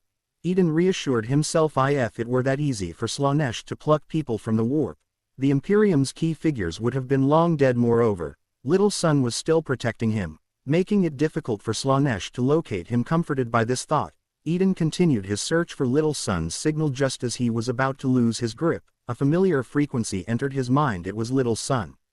Eden immediately latched onto the signal with his psychic awareness, responding to its call. Boom. In an instant, Eden's consciousness was pulled into the warp. He was back.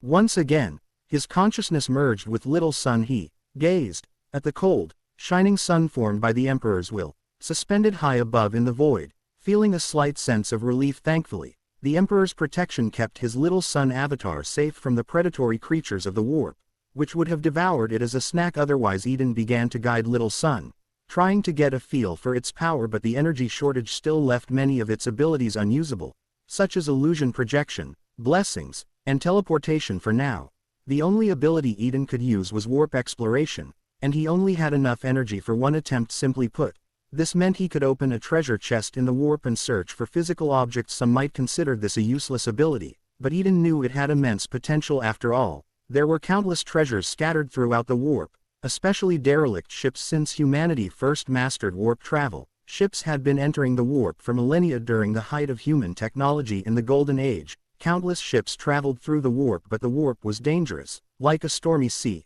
and its deadly warp storms could destroy everything. Over the centuries, countless ships had been lost in the warp, their wrecks floating aimlessly through the void. These wrecks were treasure troves, potentially containing lost technology, powerful weapons, and ancient relics. With technology having regressed so much in the present day, finding a relic from the Golden Age, such as an STC standard template construct, would be like striking gold. "Should I search?" Eden decided to activate Little Sun's search ability, sending out a psychic scan through the warp. As a self-proclaimed unlucky person, he performed a small superstitious ritual, crossing his fingers as he initiated the search. Search initiated. Little Sun trembled slightly, and a wave of psychic light spread out, rippling through the endless void. Soon, the energy began to pinpoint various objects, marking them as glowing dots on Eden's mental map. Each dot represented a physical object within the warp. Eden was nervous. He could only place one psychic beacon to navigate toward an object. The choice was crucial. If he selected something unreachable or, worse, picked a Chaos God's lair, he was doomed. It felt like playing a game where you only had one chance to draw a card. Extremely nerve-wracking. Please let it be something good. Eden mentally rubbed his hands together and selected a medium-sized glowing dot. After all, a massive dot could be a dangerous lair belonging to a powerful entity, so it was safer to pick something moderate. Once he made his choice, Eden guided his consciousness to dive toward it. This awareness stretched into the void, slipping through a warp rift and emerging in a new location moments later. As his vision cleared, Eden saw an ancient metal colossus looming ahead, colliding with his senses like a mountain. Compared to this massive metal object, he was as small as an ant standing before a giant beast. The sheer scale overwhelming. Eden extended his psychic senses and realized that the structure was a derelict ship, glowing faintly blue as it drifted through the warp. A derelict ship. I've hit the jackpot, Eden exclaimed when a ship was wrecked in the warp. Its remains often drifted for centuries. Sometimes, these wrecks were drawn into warp vortexes, gathering into massive debris fields through some mysterious force. The wreckage within these debris fields would fuse together, forming an enormous structure that continued its eternal voyage through the warp. These ghost ships were often called derelict spaceships, moving treasure troves in the warp. The interior of such a ship often contained remnants from multiple eras, including lost technology or sacred relics, just waiting for a fateful explorer to find them. However, exploring a derelict spaceship was highly dangerous, as heretics or even chaos demons often made these wrecks their nests. I really hope this ship hasn't been taken over by a chaos demon. Eden felt a pang of worry. If the ship was occupied by a powerful demon, he stood no chance of exploring it. Chapter 12. Investigation. The treasure was right in front of him. If the chaos demons took over, how heartbreaking would that be? Eden felt a pang in his heart as he activated his psychic senses to scan the entire space hulk. This was his advantage. Controlling the miniature sun, he possessed godlike power. He was lucky that this space hulk had not been occupied by some terrible entity. Within the space hulk, there were only some chaos creatures, scattered void remnants, and a small group of relatively threatening chaos pirates. Fortunately, this space hulk was enormous, almost half the size of the moon. If he were cautious, he could avoid them for a lifetime. This meant that Eden could explore the treasure without taking too much risk. Eden carefully controlled his psychic sense, exploring the space hulk bit by bit, searching for an STC or ancient relic that could be used to create powerful weapons. That way, he could quickly improve his combat power, break out of the Hive City, and reclaim the entire Hive world. Once the Hive world was recovered, food, energy, and population would all be his. A dream start. As his psychic sense continued exploring, Eden saw a village of void remnants hidden within a mountain of wreckage. These remnants were tall, dressed simply, and fed on the fungal colonies in the wreckage. The remnants formed small teams to gather fungi from the outer wreckage, but their luck was bad. They encountered a group of chaos creatures. What a pity. Eden thought these people were doomed. Facing such a large number of chaos creatures, even an elite squad of the Astra Militarum would struggle to cope. But the void remnants surprised him. Their bodies were incredibly strong, wielding thick alloy spears, facing the oncoming chaos creatures head-on in no time. They had dealt with all the chaos creatures. Even though the warriors were wounded, they were still lively and energetic. They happily carried the corpses of the chaos creatures back, seemingly preparing for some sort of ritual. These were born warriors. If there was a chance to recruit them, how wonderful that would be. The problem was that Eden was currently just a psychic consciousness, almost unable to communicate directly with these people. He marked the village, planning to return here once he had the power to recruit these void remnant warriors. For now, even if Eden could teleport his physical body here, he wouldn't last long. Chaos creatures would tear him apart immediately. Eden's psychic sense moved past the remnant village, continuing to search for places that might hold lost technology, but unfortunately, most of those areas were occupied by chaos creatures. Later, he found a more intact section of the ship, which seemed to be a residential area of a giant vessel, containing many valuable technologies. This section had become a chaos pirate hideout. The chaos pirates were filthy and mutated to varying degrees, with many sprouting void fungi from their bodies. They used wet tentacles to grasp bottles of alcohol, drinking and spilling as they cursed and ranted. Beasts, come drink the finest amasec. Idiot, Gutritz brew is the best. You moron, do you want to die? The chaos pirates quickly started fighting, and soon, One side lay in a bloody heap. Unable to move, their minds had been corrupted by the warp. They were more beasts wearing human skin than actual humans. In the pirates' hangar, ships landed and took off. Chaos pirates staggered as they dragged their loot off the ships. Joining the ongoing revelry, Eden even saw one Chaos pirate carrying a silent sister down from the ship. Though it was unclear which unfortunate Imperial ship had been raided, Eden approached cautiously. After all, knowing one's enemy was crucial. Eventually, he would have to face these people. Such a great treasure trove should be his alone to enjoy. Leaving it to these drunken, thieving Chaos pirates would be a complete waste. Who's there? Just as he got closer, he was noticed. It was a red-haired female pirate leader, with fair skin and a voluptuous figure. Surprisingly, without any mutations, the red-haired pirate sat on a throne in the wreckage hall, gazing in Eden's direction where his psychic presence was. No way, she sensed me. Eden froze for a moment. Zap. The red-haired pirate raised a melt-a-gun and fired in his direction. Ha!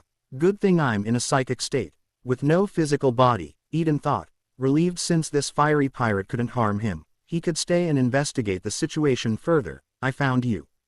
Show yourself. The red-haired pirate seemed unwilling to give up. She floated into the air, her eyes glowing red as if she were searching for something. A gamma-level psyker. A strong sense of danger surged within Eden. He had only one thought: run. He quickly withdrew his psychic presence, moving through layers of metal wreckage, distancing himself from the ship. The red-haired pirate didn't find anyone and reclined back into her throne, resting her chin on her hand, looking bored. Sigh. I thought something interesting was going to happen.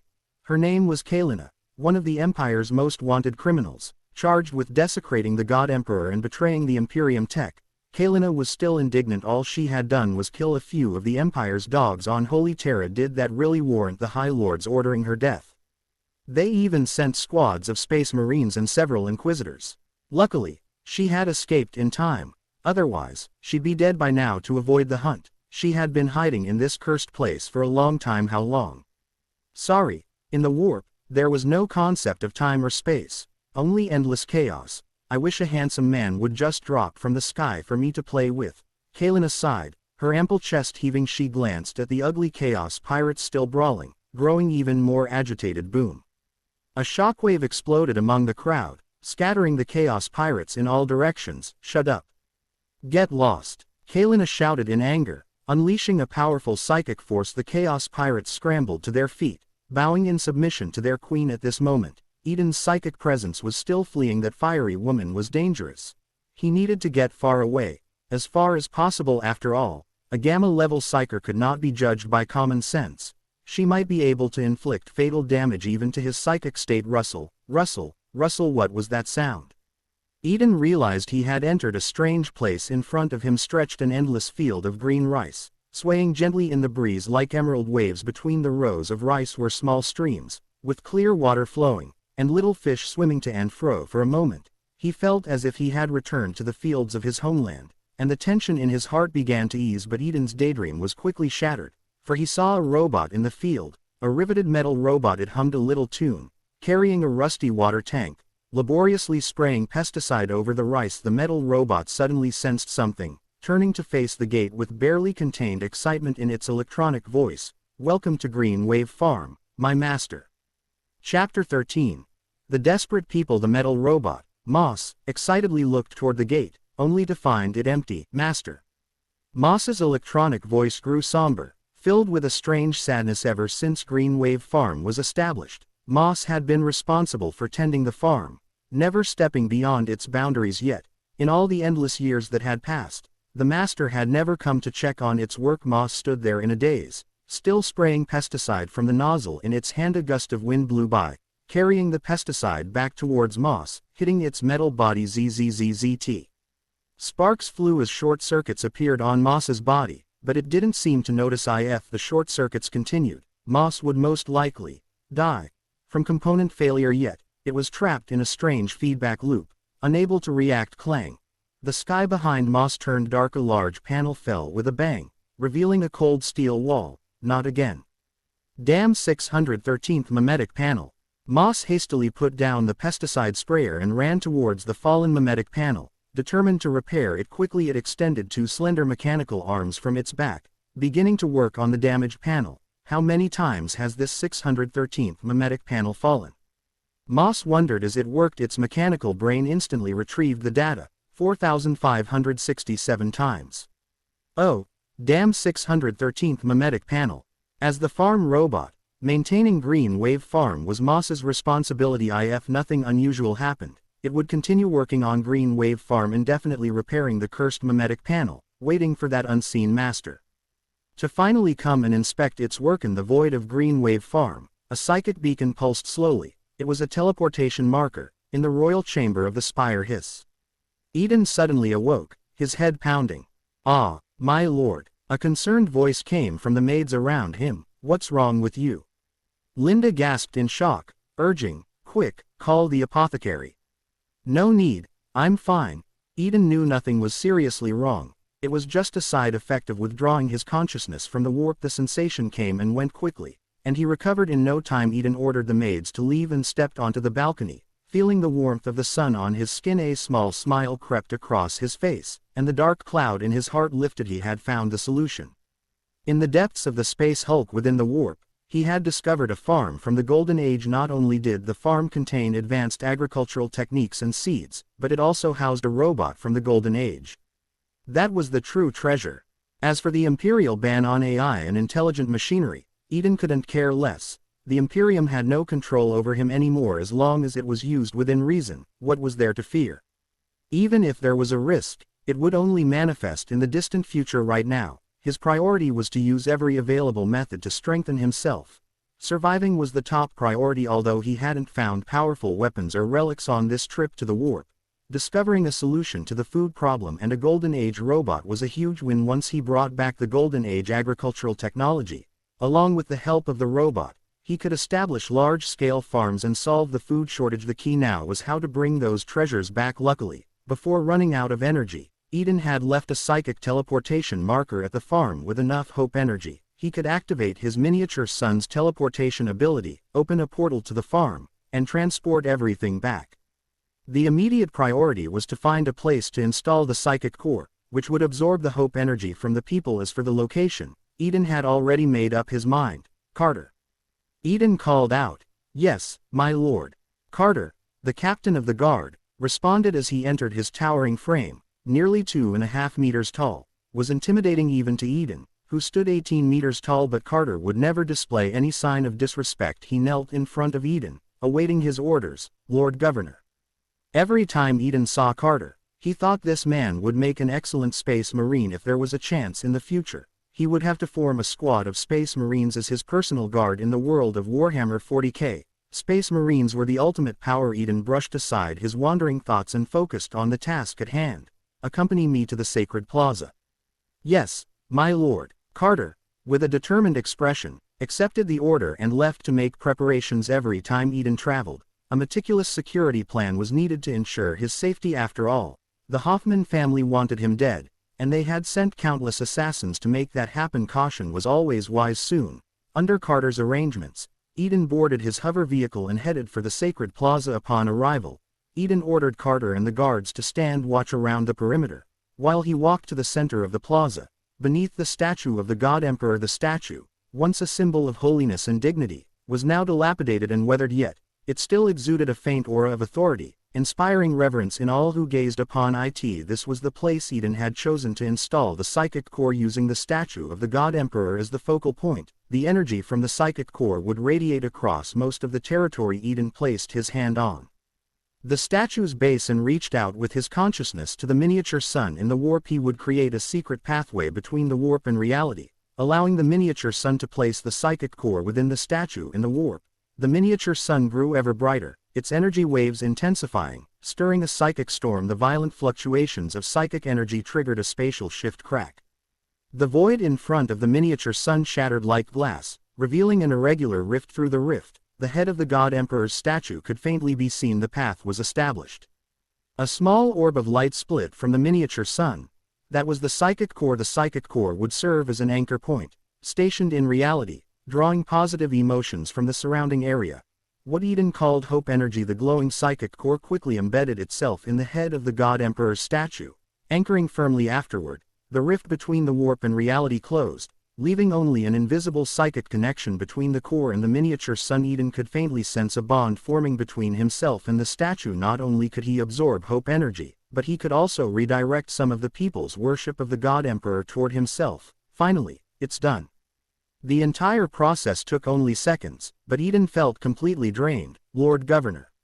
Call for backup. When Eden returned to reality, he found himself surrounded by his guards. Carter had deployed his shield, completely covering Eden in an impenetrable barrier. The moment Eden had connected to the miniature sun, Carter had sensed the danger and immediately moved to protect him. As the Lord Governor's captain of the guard, Carter would sacrifice his own life rather than repeat any mistakes. Fortunately, it was just a false alarm. After a thorough inspection and confirming that everything was safe, Carter dismissed the guards and tightened security around the plaza. Eden could still feel the thin thread linking him to the psychic core in the warp now. He could continuously absorb hope energy. Once he gathered enough, he could activate the miniature sun's teleportation ability and send himself to the Space Hulk's farm. Eden took a quick mental calculation. If the hope energy generated by an average person was 1 point, he needed 200,000 points to initiate the teleportation. The gap was significant, but he wasn't worried. After all, there were millions of people in his territory. Eden focused on controlling the psychic core, trying to absorb hope energy from his people. 144 points. He was stunned. Hope energy was so scarce. All he could sense from the people was confusion, fear, and helplessness. They were crying out in pain and despair. Darkness was consuming them. Endless hopelessness loomed over his land. Where was the hope? What should he do now? Chapter 14. A failed attempt. Hope energy has dwindled even further. In the governor's office atop the spire, Eden let out a long sigh. He had just attempted to improve the lives of the people to generate more hope energy, but he had failed. He had chosen the most overworked mining crew as a test case. The miners had to navigate complex tunnels to reach the underground mining zones, enduring grueling and dangerous work. Not only did they face frequent cave-ins, but they also had to guard against attacks from mutants. Death had become part of their daily routine. Eden didn't dare make any drastic changes to the production system since the entire economy of his territory was stretched to its limit, maintained in a delicate balance. If he pushed too hard and upset this balance, it would lead to disaster. Even a small disturbance could result in more death. SSO, Eden had simply ordered the head of the mining department to give some workers a day of paid leave, announcing that in the future, there would be a rotation system to ease the pressure on the miners. However, instead of relief, the workers were filled with fear, and the amount of hope energy had decreased further.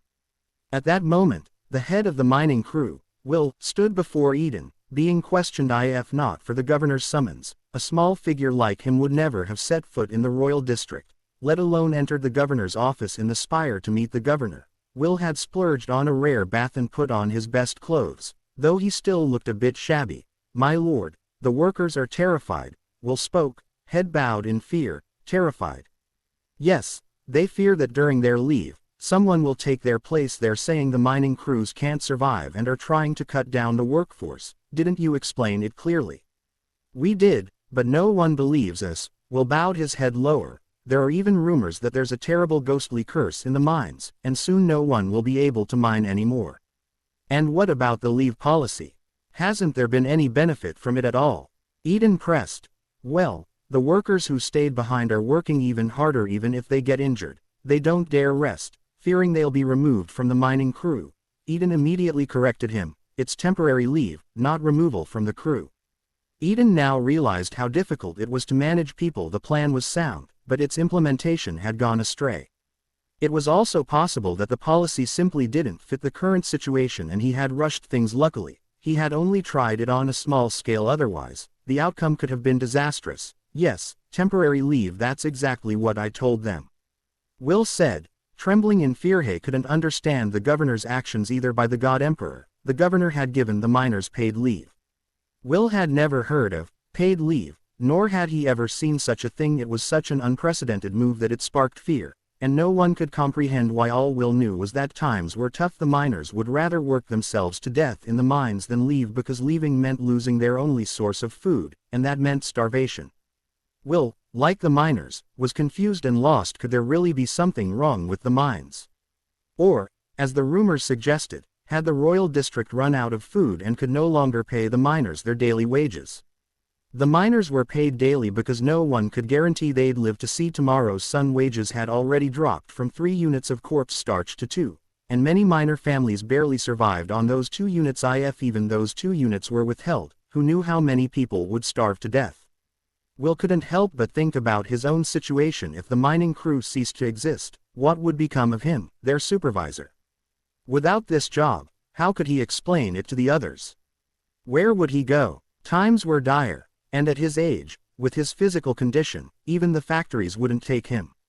The thought brought a wave of sorrow, and Will imagined his wife and 2 young daughters starving to death, their bodies dragged away by the corpse collectors. Overcome with sadness, he began to sob. What are we going to do? God Emperor, please save us. The next second, Will realized his outburst and quickly covered his mouth, trying to suppress his emotions, but he couldn't stop the tears from streaming down his face in front of Eden. Eden fell silent. Even Will, the supervisor of the mining crew, didn't trust the royal district or Eden as their governor. How could the common people? Without trust, anything he did would only fuel suspicion. The more he did, the worse it would become. Unless he could truly deliver large amounts of resources and continuously improve the workers' lives, it would be impossible to inspire hope among the desperate miners. But Eden couldn't do that. Not yet. The truth was, the food reserves in the royal district were almost depleted. He didn't have enough to distribute. In short, the territory was teetering on the brink of crisis. Eden had a solution to the food problem. He just needed to gather enough hope energy, then activate the teleportation to the Space Hulk's farm to retrieve the Golden Age's agricultural technology and seeds. But his plan was stuck. Without hope energy, he couldn't. Goth Key was figuring out how to use the remaining resources to create a spark that would uplift the people and generate enough hope energy. My lord, please forgive me for my rudeness. After calming down, Will knelt in fear, begging for Eden's forgiveness. Eden snapped out of his thoughts and shook his head. Get up, I won't hold it against you. Seeing that Will still looked uneasy even after standing up, Eden decided to ask further. If you have any questions, feel free to ask.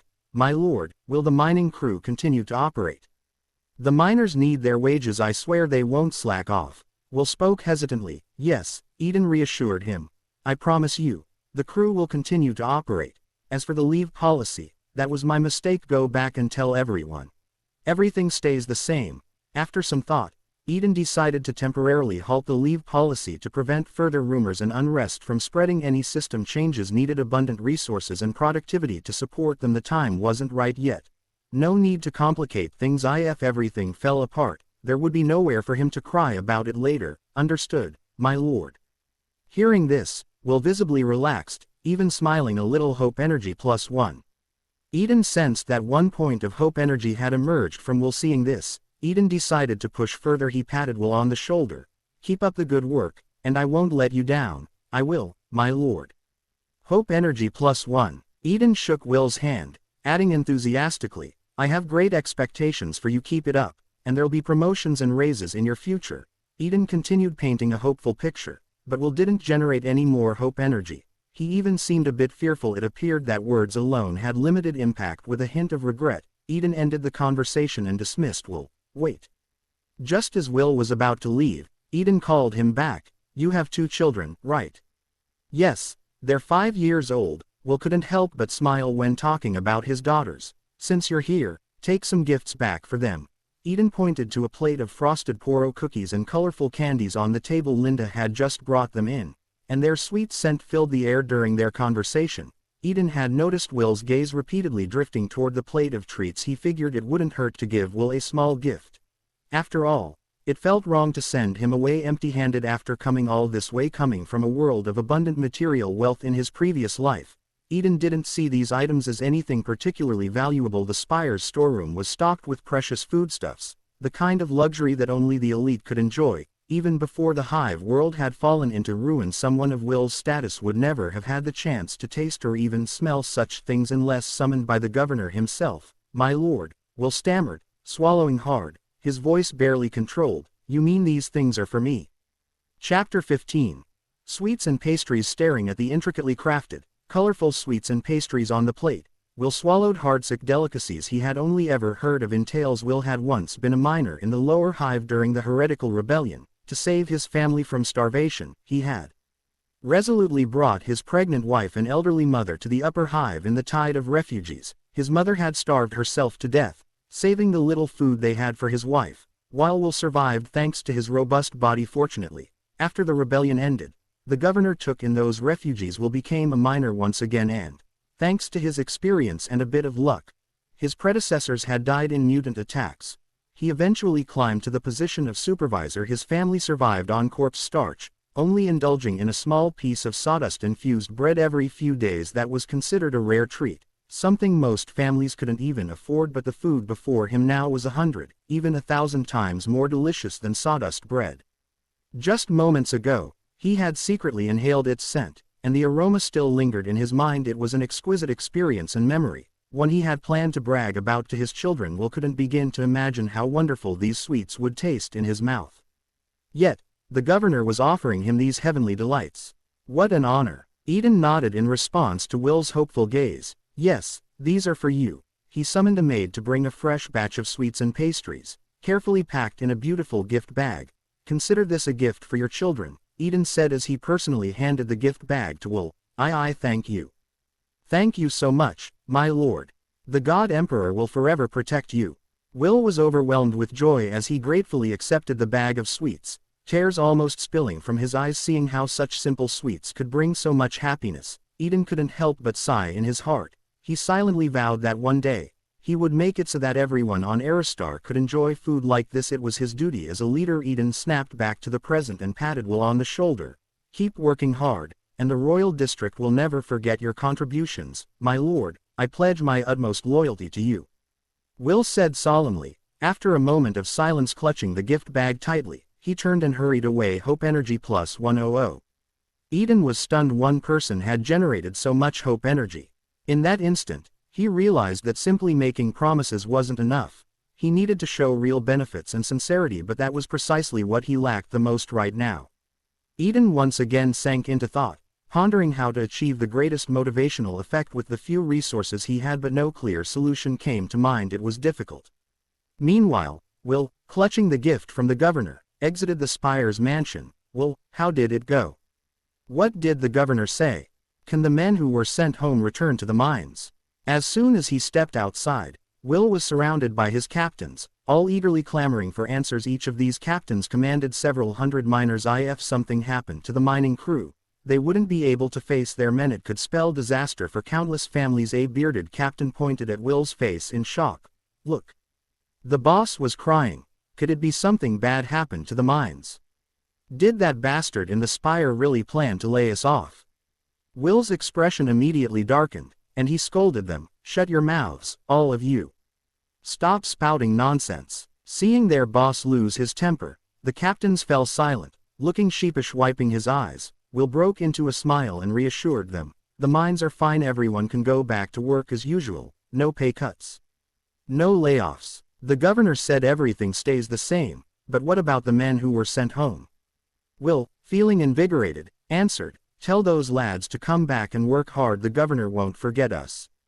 The news stirred excitement among the captains, and they cheered. Suddenly, one of them caught a whiff of something. Boss, what's that smell? It smells amazing. By the God Emperor, I've never smelled anything so delicious in my life. It's better than a woman's scent.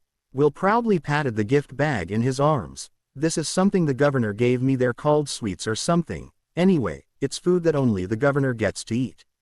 The captain stared at the bag in Will's arms, drooling. Food that only the governor could eat. How delicious must it be? The best thing they had ever tasted was sawdust bread.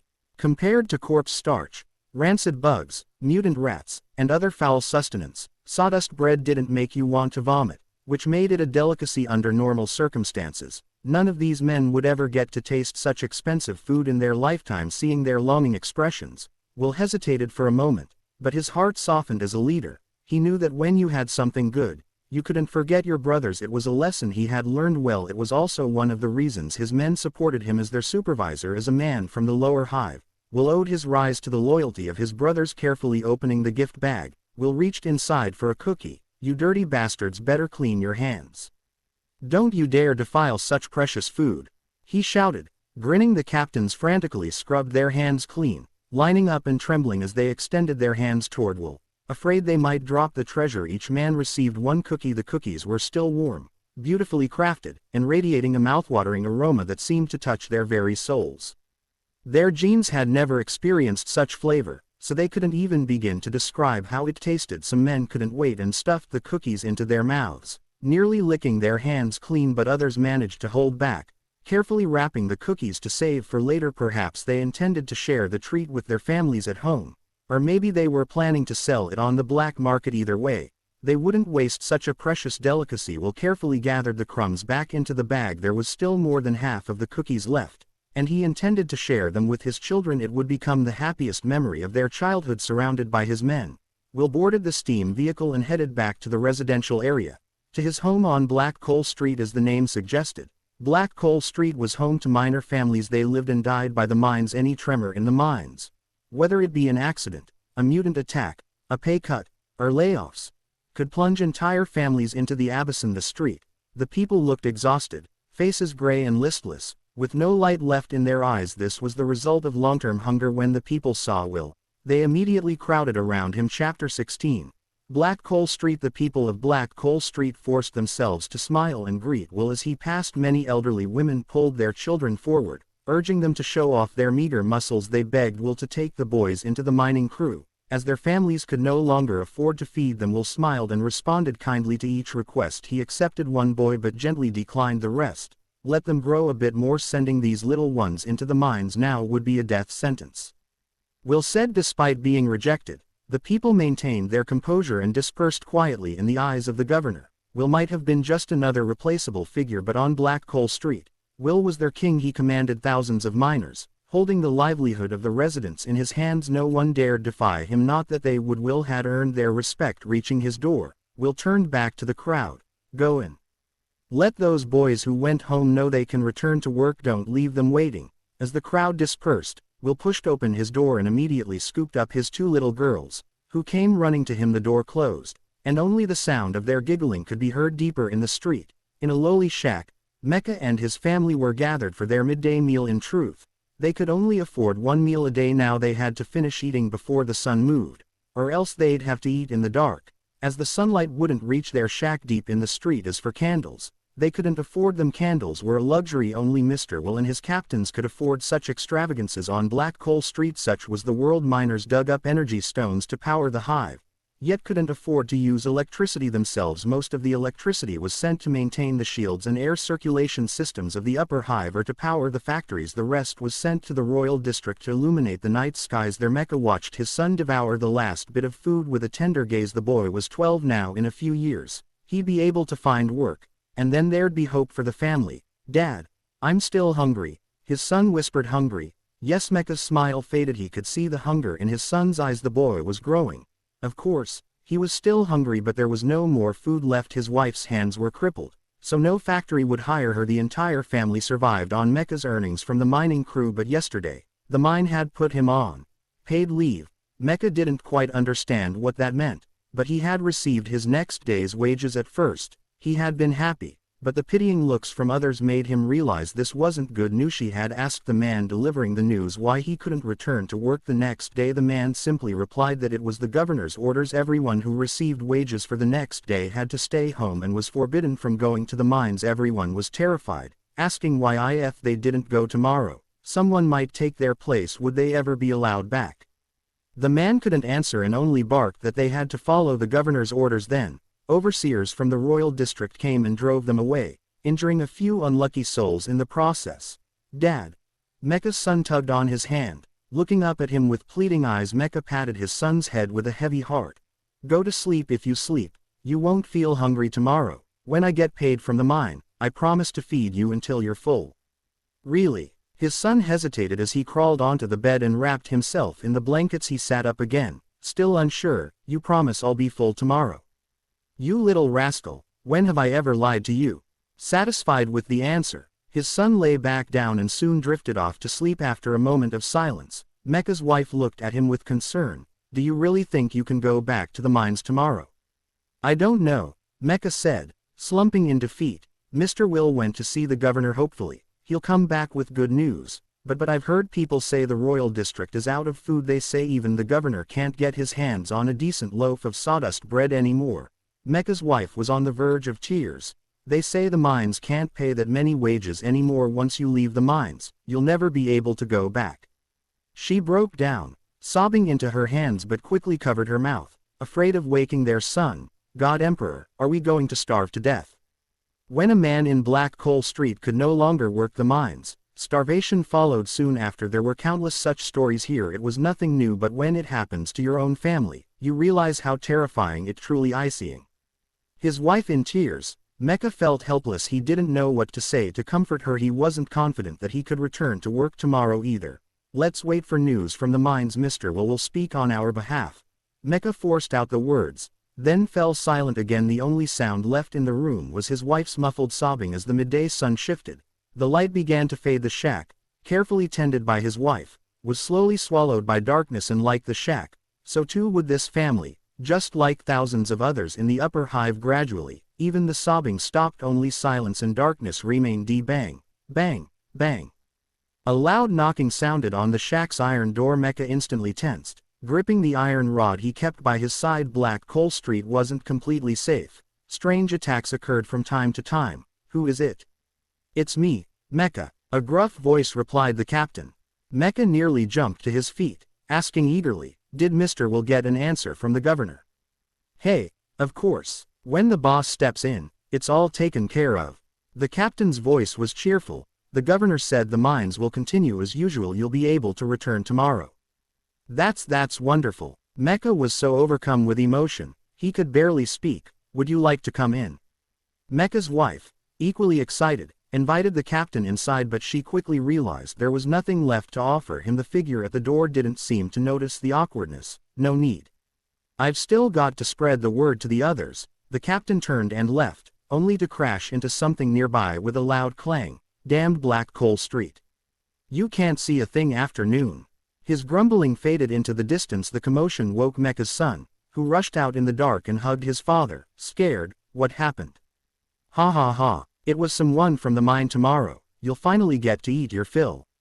Mecha, overjoyed, hugged his wife and child. They clung to each other tightly, and somehow, the night didn't seem so dark anymore. Meanwhile, in the spire office of the Royal District, Eden furrowed his brow slightly. A maid immediately drew the curtains, preventing the bright sunlight from distracting him. Eden was deeply worried the territory's food reserves would only last one more month. In other words, he had just 1 month to reach Green Wave Farm in the Space Hulk needed to bring back the crops and agricultural technology from the Golden Age. Otherwise, once the food ran out and chaos erupted in the territory, gathering hope energy would become even more difficult. Sigh.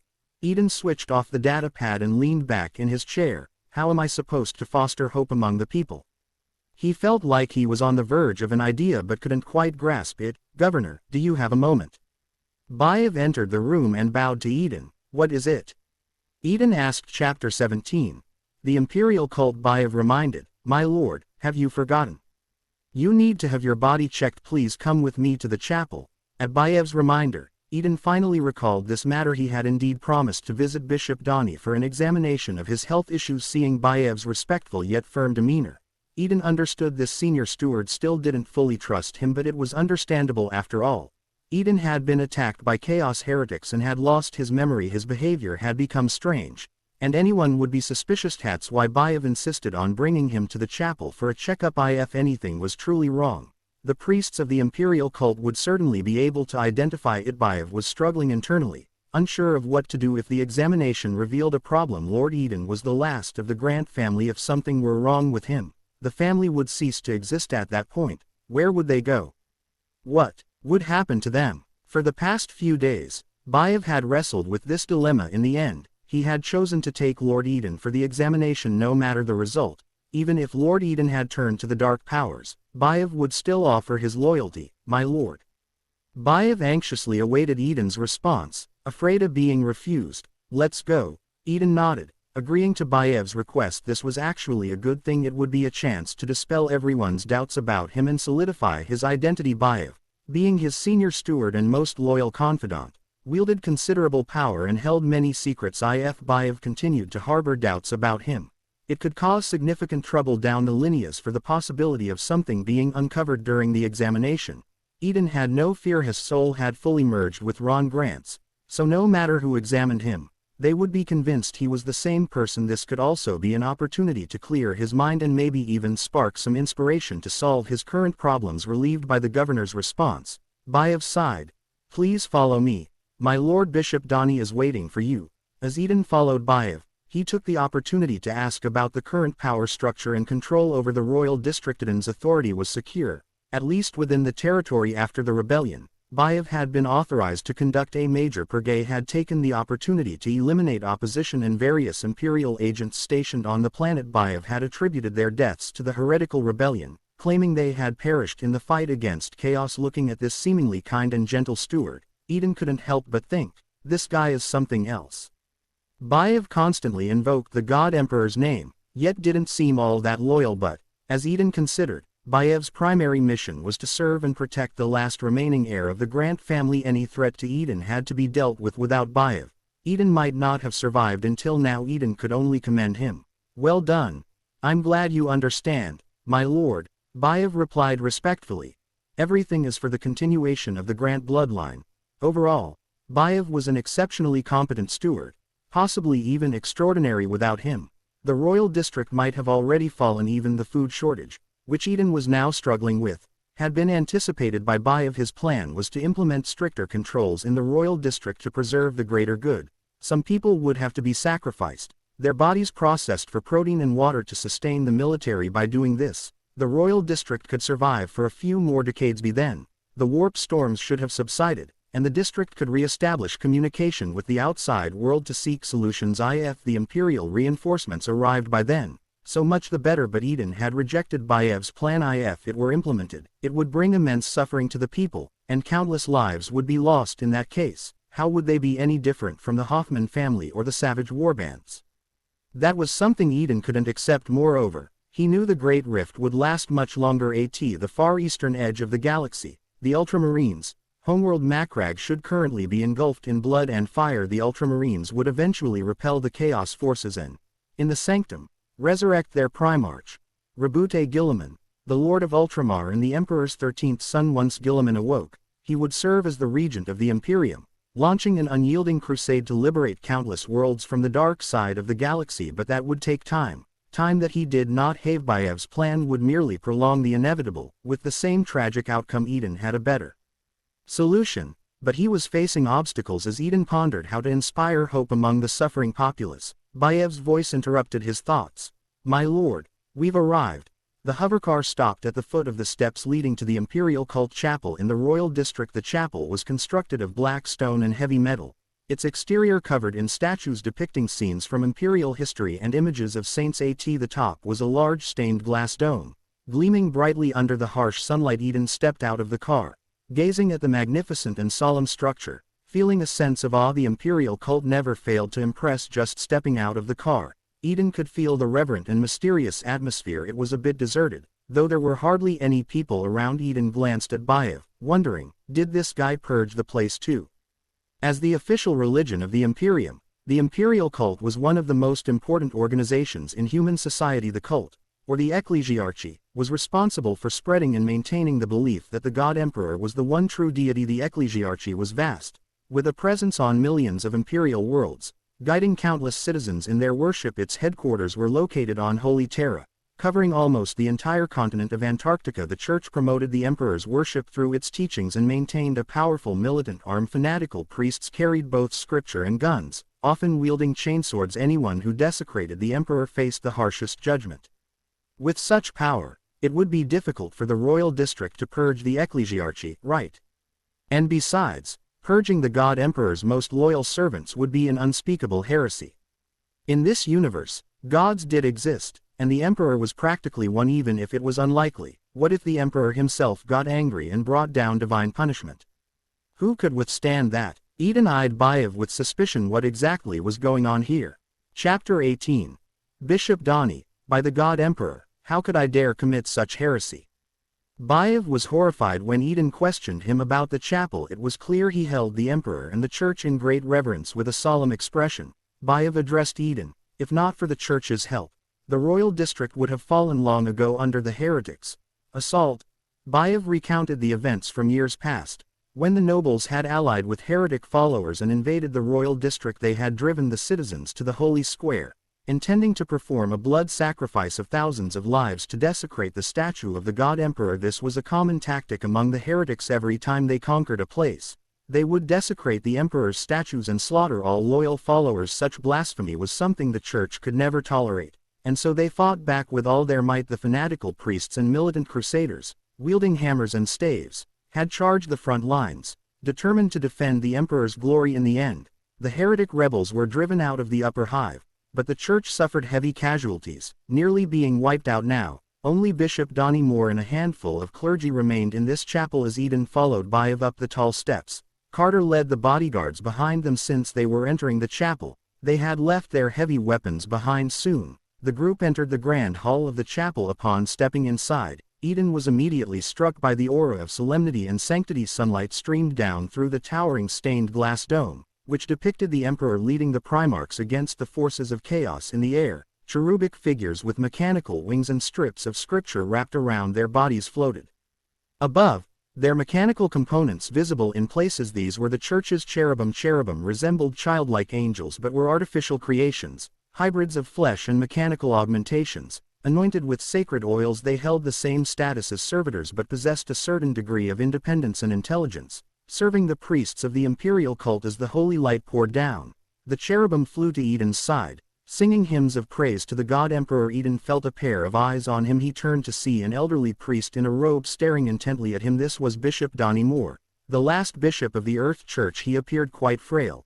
leaning on a staff adorned with the symbol of the Aquila and inscribed with sacred texts. His sharp, hawk-like eyes were locked on Eden. Did he see something? Why is he staring at me like that? Eden felt uneasy just as he began to worry. Bive spoke up, sensing the tension.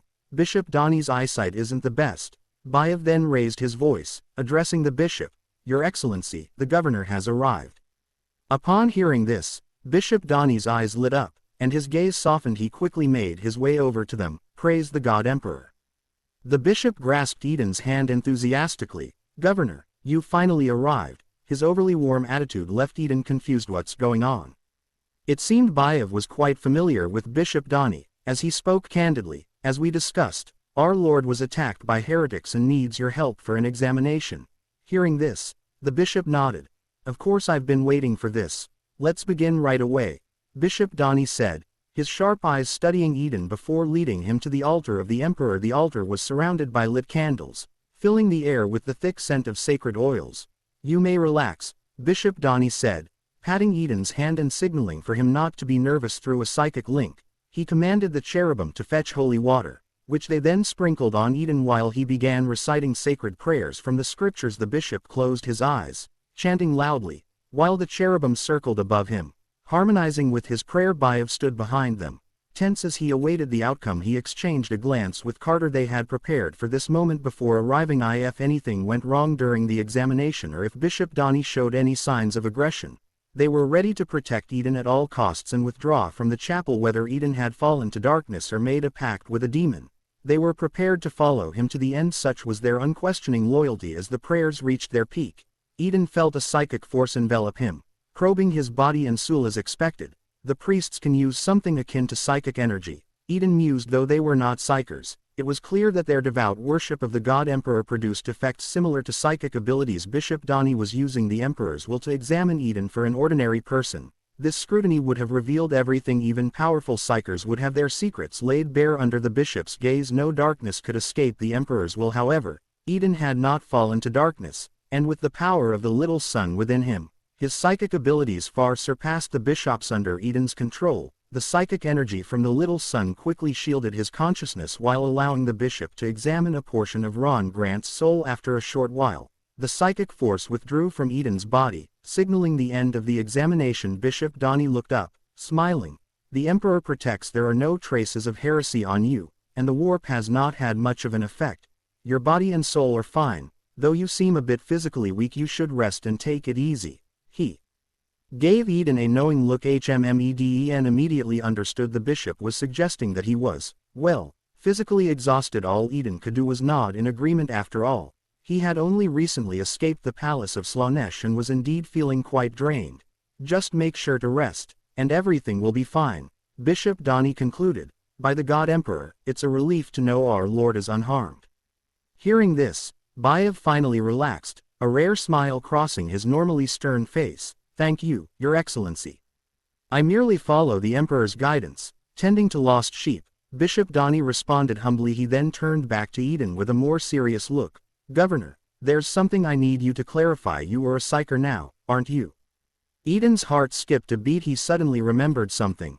The Church didn't have a good opinion of psykers. The Imperial cult represented many aspects of the Imperium itself, using its teachings to unite humanity in service to the Emperor. The Church's core tenets were known as the Imperial Creed. These included the belief that all humans must worship the Emperor, hatred of Xenos and heretics, and the understanding that psykers and mutants among humanity posed a dangerous threat that had to be controlled. The priests of the Church would give their lives to uphold these tenets and maintain their loyalty to the Emperor. Falling into the Church's hands as a psyker was a dangerous situation. The most likely outcome was imprisonment, followed by being sent to Holy Terra aboard a black ship for further processing. Governor.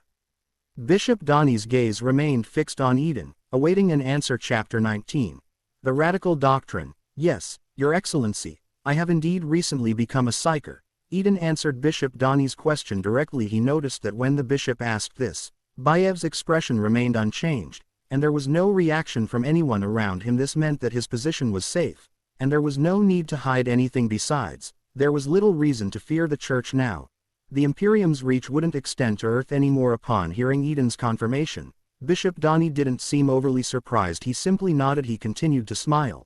It seems the psychic scan didn't lie. You must often hear the call of the warp, which is not a good sign. He went on to explain a few things about being a psyker and what to watch out for. Eden listened attentively, but he couldn't help but ask, Your Excellency, I am a psyker. Doesn't that concern you? After all, according to the Church's doctrines, psykers were treated like mutants, a dangerous existence that needed to be controlled or eradicated. Bishop Donnie paused for a moment, his expression growing serious as he looked at Eden. Do you acknowledge the God Emperor as the one true God of this world? Of course, I am the most loyal servant of the great God Emperor.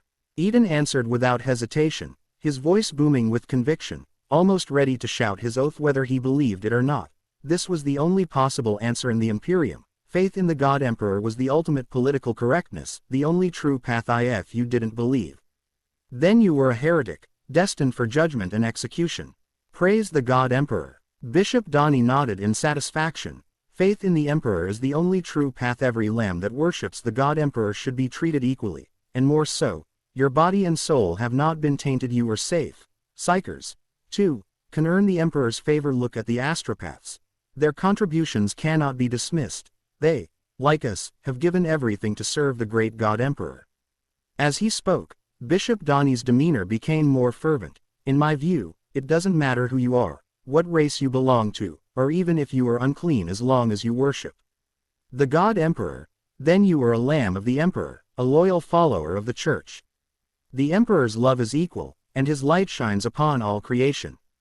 Watching the impassioned bishop, Eden finally understood this man was a fanatical believer in the God Emperor, but his beliefs were even more radical within the Church. There were many doctrinal factions, but most priests considered mutants and abumans to be unclean, untouchable. Bishop Donnie had likely kept his radical beliefs hidden when there were others to watch over him, but now, with Earth left to him as the last high-ranking priest, he no longer had to hold back. He could say whatever he wanted, and no one could challenge him. He alone held the power to interpret the doctrine. What do you think, Governor? Bishop Donnie asked, slightly out of breath after his passionate speech. He seemed to be waiting for Eden's reaction. The atmosphere became tense for a moment, but Eden quickly broke the silence with an enthusiastic response. Praise the God Emperor. I understand now. Eden played along, acting as if he had just received divine inspiration. As you said, the benevolent God Emperor equally protects all those willing to offer their loyalty. No matter how far-fetched the bishop's teachings were, Eden would express his support. After all, he would need Donnie's backing in the future to bolster his own religious legitimacy within the Imperium. Those without the approval of the God Emperor, or rather, the Church, would find it nearly impossible to move forward. Praise the God Emperor. I am honored by your understanding.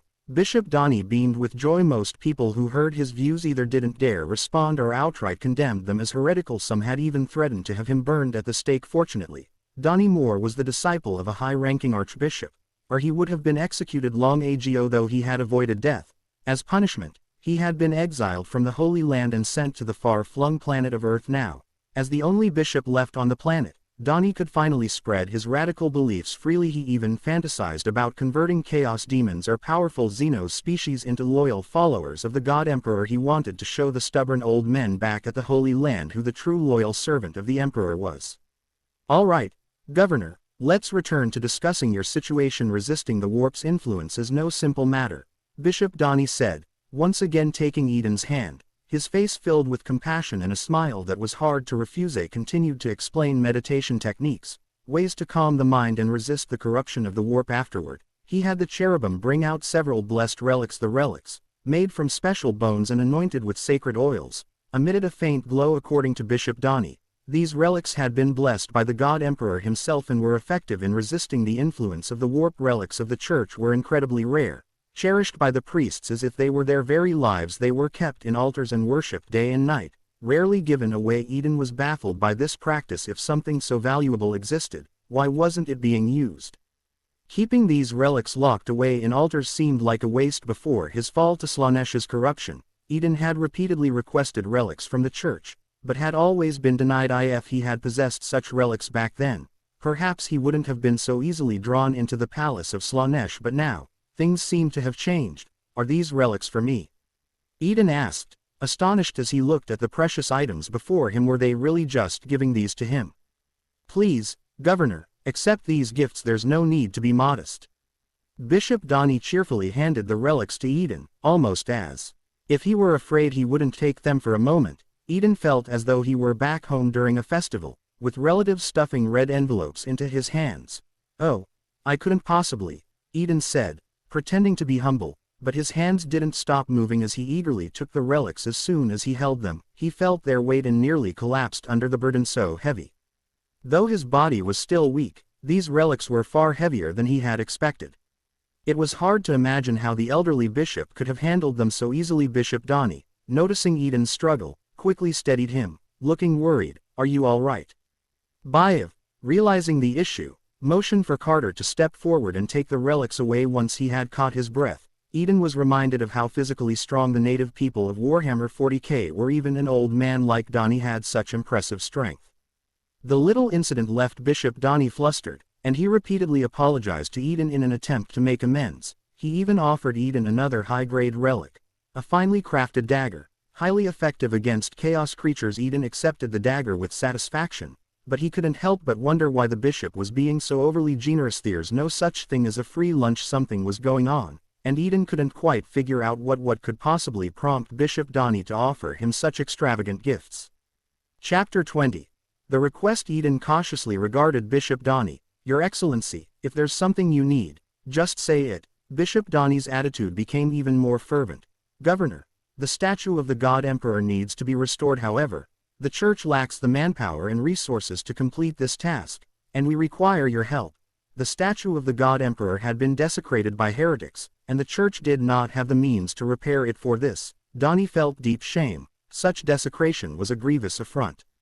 Restoring the towering 100-meter statue of the Emperor would require significant manpower and resources. However, the entire upper hive was currently in a dire situation, with supplies, including food, critically low. In times like these, no ruler would willingly divert resources to such a demanding and seemingly unproductive task. The church had requested aid from the governor's office multiple times before, but they were always rejected. The church was left powerless due to the warp storms. The Astronomican beacon in the Gory sector had long since dimmed. The Emperor's light no longer shone upon Earth, leaving the church's influence drastically diminished. Now, strength dictated who was in charge, restoring the statue.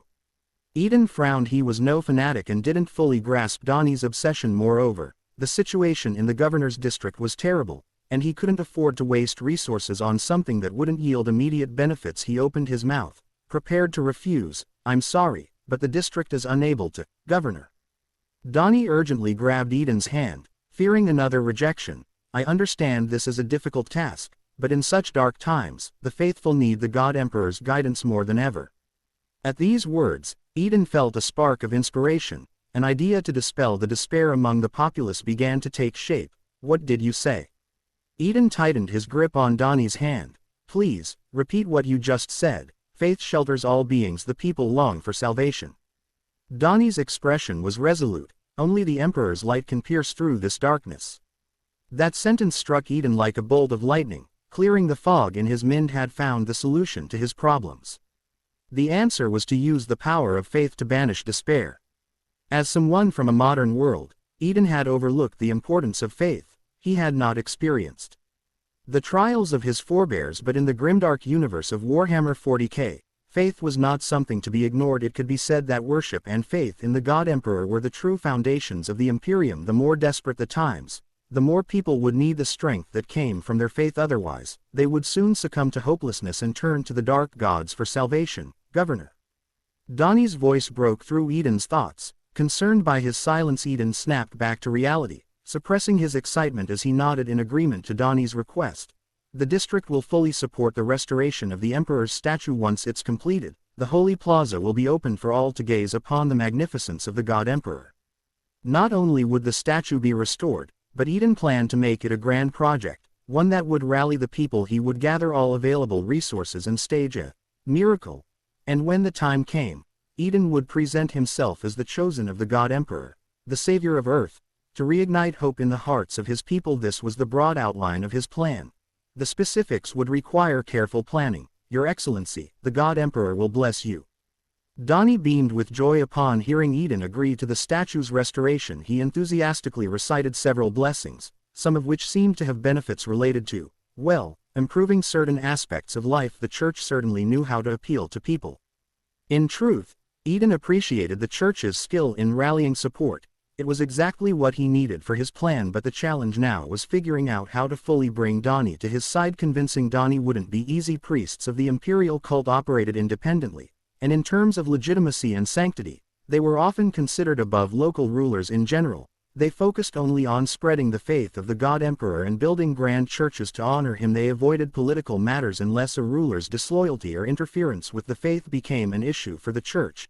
Disloyalty was absolute treachery. A disloyal ruler would be branded a heretic, and the priests would act in the name of the emperor, judging and executing such traitors. Of course, this only applied when the church had sufficient military power to back it up. If the ruler was strong and backed by chaos or Xenos, the priests could end up crucified on inverted crosses beneath broken emperor statues as a mark of defiance. In short, these priests were fanatical and difficult to win over. Drawing Donnie fully into Eden's fold would take time, but now that Eden had agreed to the restoration, there would be plenty of future opportunities to work on it. With a smile, Eden felt this visit to the church had been extremely fruitful. Not only had he dispelled Bayev's doubts and solidified his position, but he had also found a way to break the people's despair and reignite their hope. Having accomplished his mission, Eden bid Bishop Donnie farewell. The bishop personally escorted Eden to the church doors, and before he left, he pressed several bottles of valuable holy water into Eden's hands as a parting gift. Your Excellency, once the restoration plans are finalized, I will return to discuss them with you. Feeling overwhelmed by Donnie's enthusiasm, Eden hurried into the hovercar. The church awaits your return, Donnie said earnestly. He watched as Eden's hovercar disappeared into the distance, heading toward the spire of the governor's district. Once the car was out of sight, Bishop Donnie's smile slowly faded. He stared at the empty plaza outside the church, feeling an overwhelming sense of exhaustion. God Emperor, your loyal servant seeks your guidance. What should I do? Ever since the catastrophic warp storm had cut off Earth from the rest of the Imperium, the church's connection to Terra had been severed. Even the Emperor's guiding light had flickered and gone out. Then came the heretics and chaos cultists. They had dared to desecrate the statue of the Emperor, and the church's priests had been slaughtered nearly to extinction. Donnie could feel it. The world was being swallowed by darkness. Something unspeakable and terrible was brewing, slowly consuming the life force of Earth, draining its last vestiges of hope. For days, he had prayed countless times, yet received no answer. Would he ever be able to rebuild the church? Did the people of Earth still have a future? Had the God Emperor truly abandoned them? Sometimes such dreadful thoughts crept into Donnie's mind, but he quickly stamped them out. They were blasphemous thoughts. Doubt was betrayal. The God Emperor was the only protector and shelter of all living beings. She would never abandon his loyal servants. With a deep breath, Donnie reaffirmed his faith. His hawk-like eyes regained their sharpness. Filled once more with resolute light, he would fight the darkness to the end and give everything for the God Emperor. With renewed determination, Donnie climbed the grand steps of the church, his cherubim hovering behind him, singing hymns of praise to the Emperor. Another tale fades into the silence. But here, in the fantasy audiobook library, stories never sleep. Subscribe and return when your heart seeks adventure. We'll be waiting.